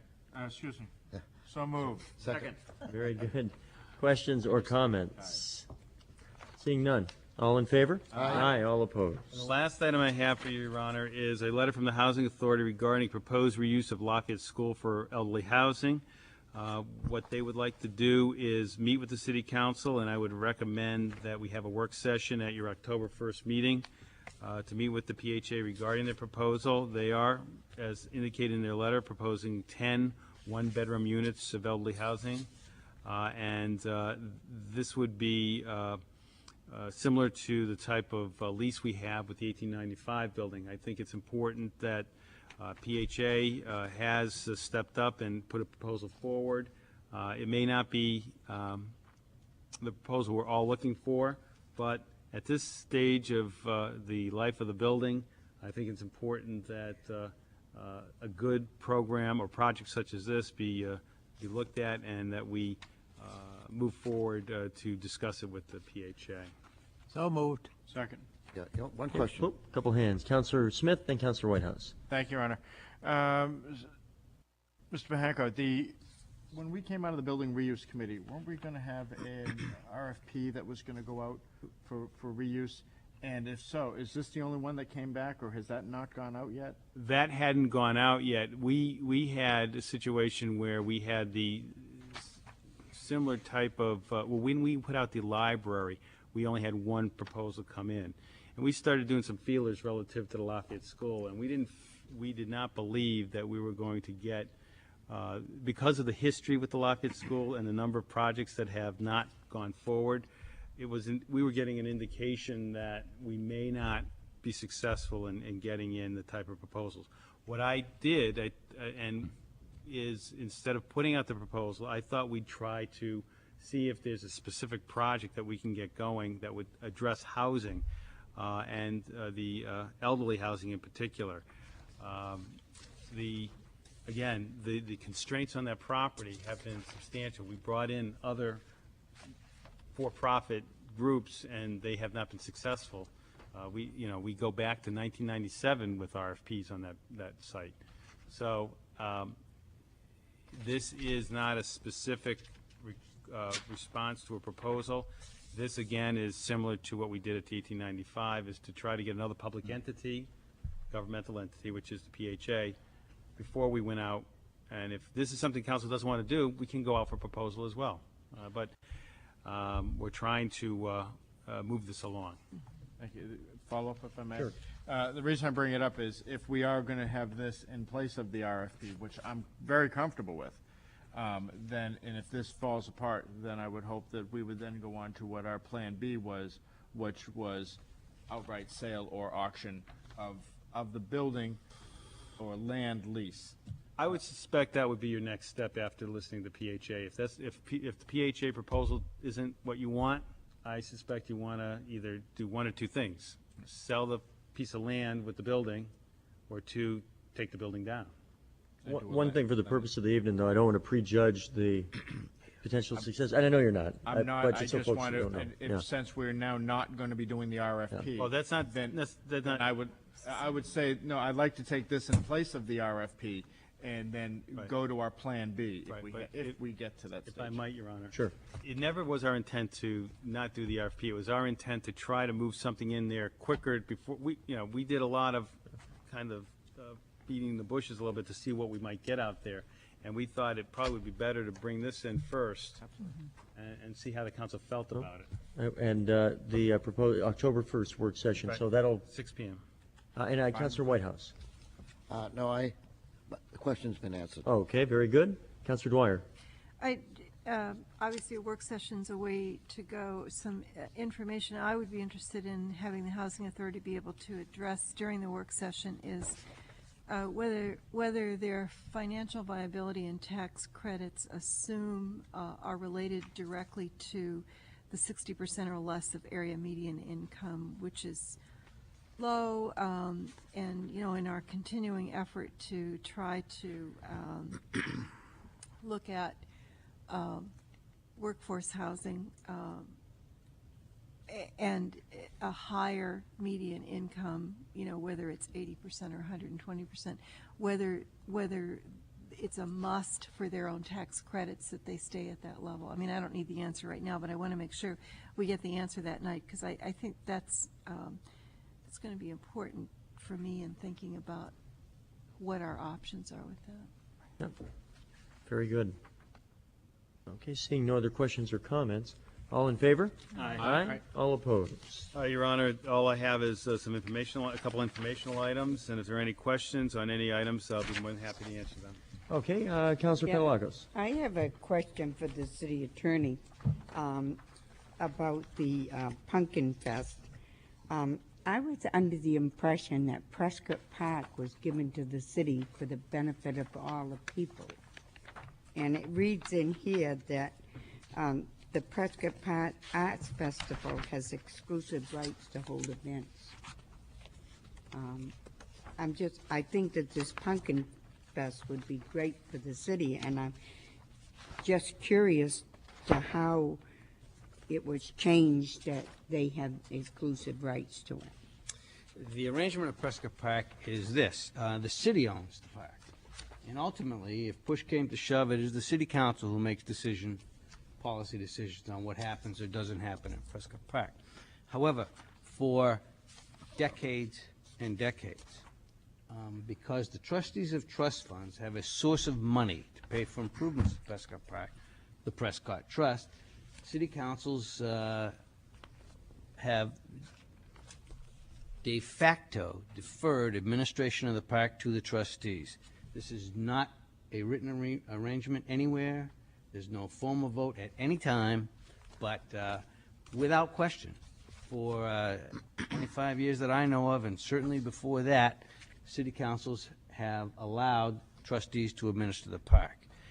As part of administering the park, the trustees for also a great number of years have made an arrangement with the Prescott Park Arts Festival, under which the Prescott Park Festival administers the performances that happen on the stage, and they are given exclusive rights to make determinations subject to overriding by the trustees if the trustees choose.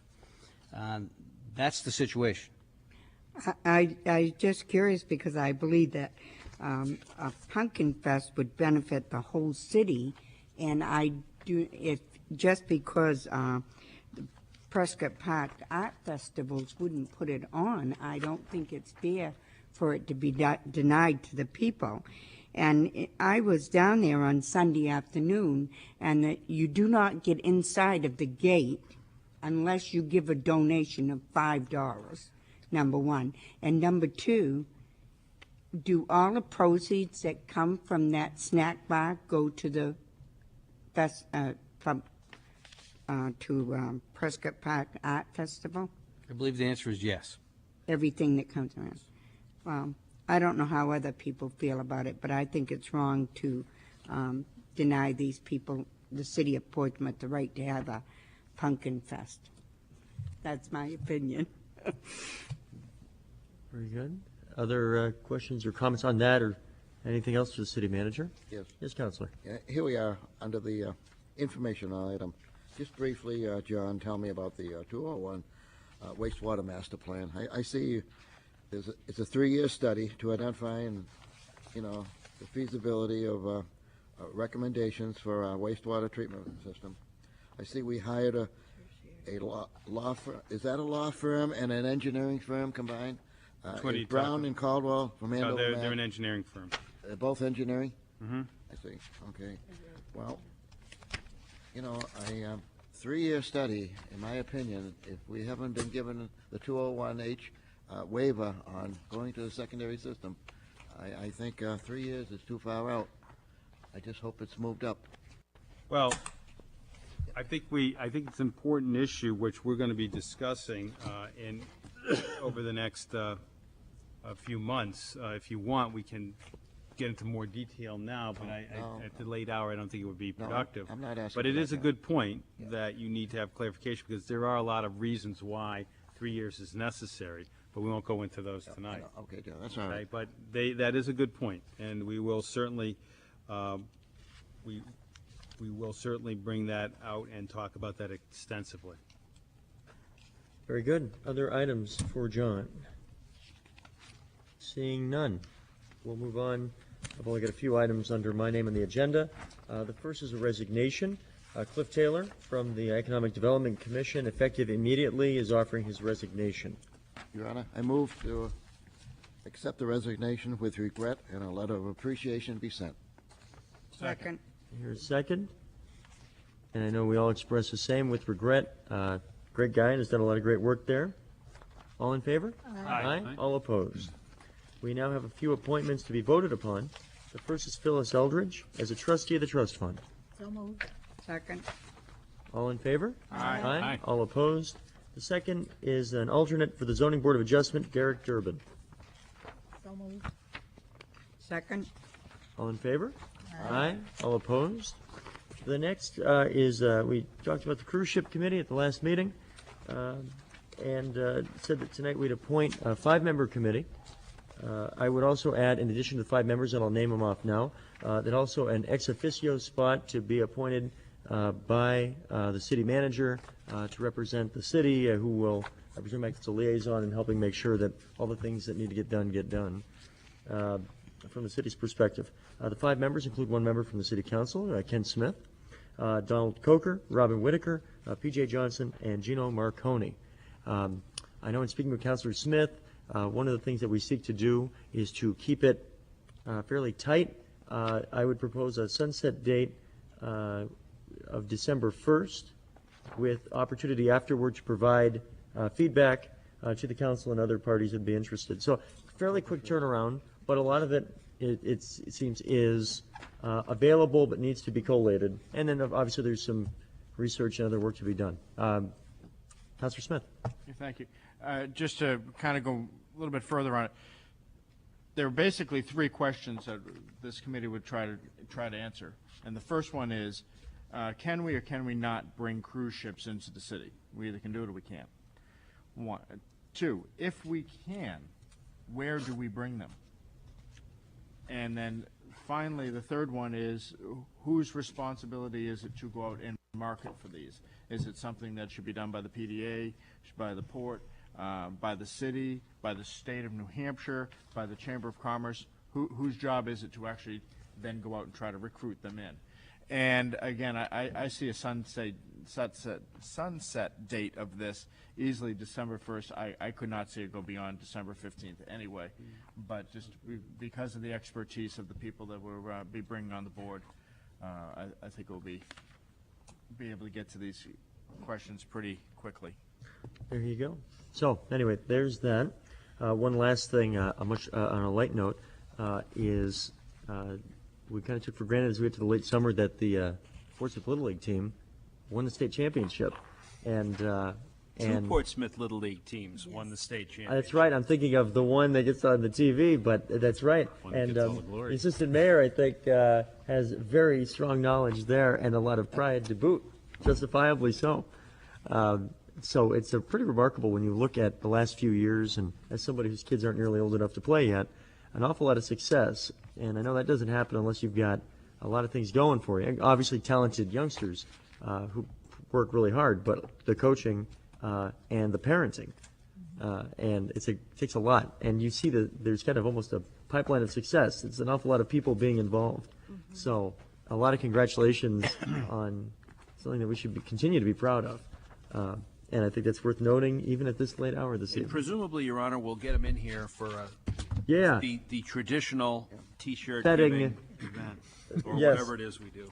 So we only have one meeting in September, and I don't want to presume, because you have to check the dates and this sort of thing, but it would seem at an upcoming meeting, that would be the way to go. Once they're back from school, I think the families are all back at some point. That'd be appropriate. And we've always done it in the past because we have to do it a lot here in Portsmouth. That's it.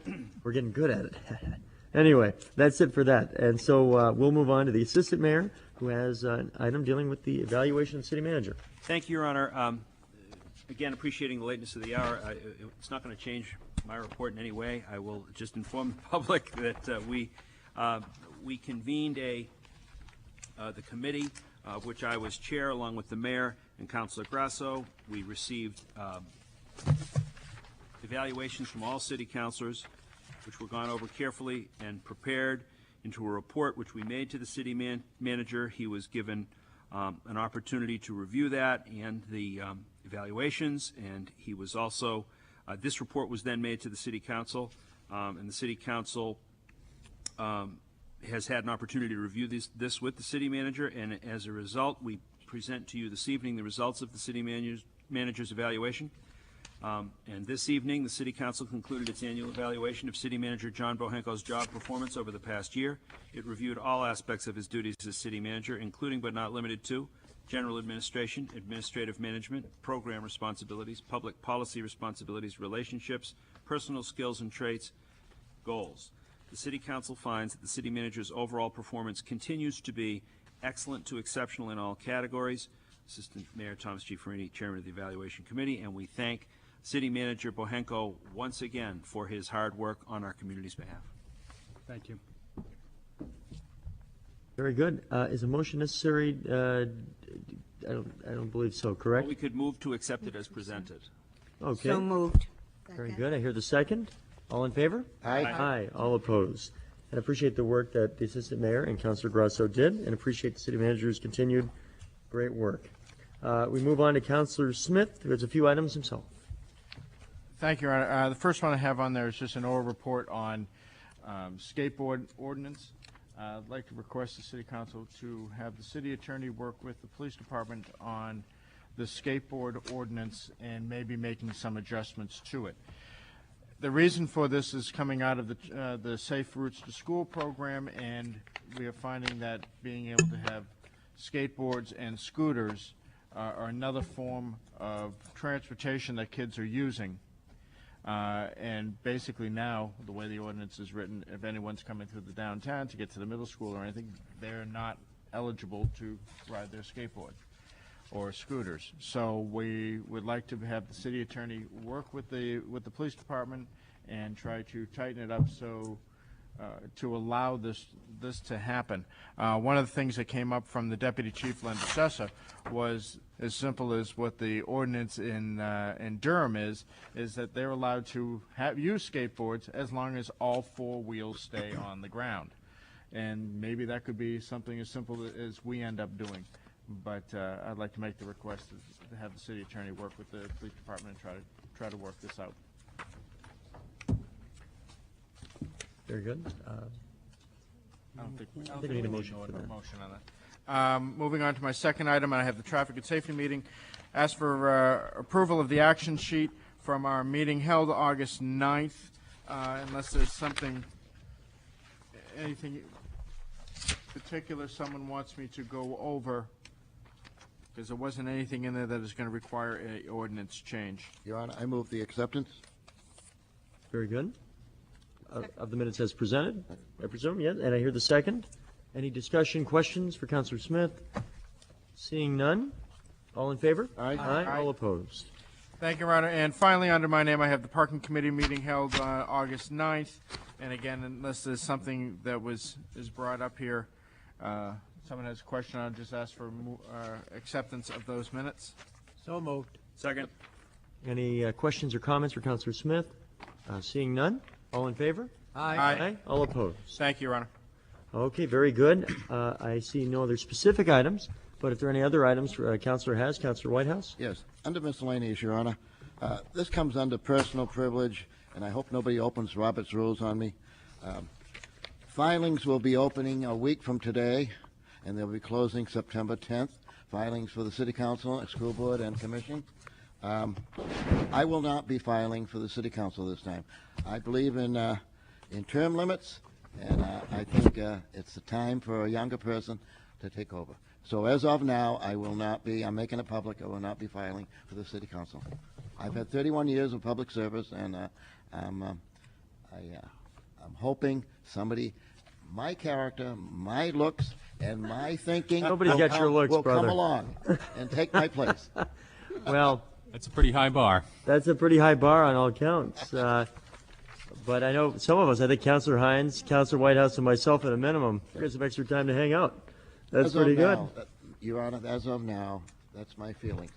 Well, we will have much positive comment to say in the weeks to come once we get a chance to digest. See what happens when the press leaves early? See it? He'll Michael be on Goodstill? book Mike tour. got it. Mike got it. Mike, you got it. the scoop. ESN got it. That's it. Anyway, thank you for that comment. We will digest that. Your Honor, I move we adjourn. Unless anybody else got something to top that. I don't think so. So moved. There you go. I get the second. All in favor? Aye. All opposed. Look at that.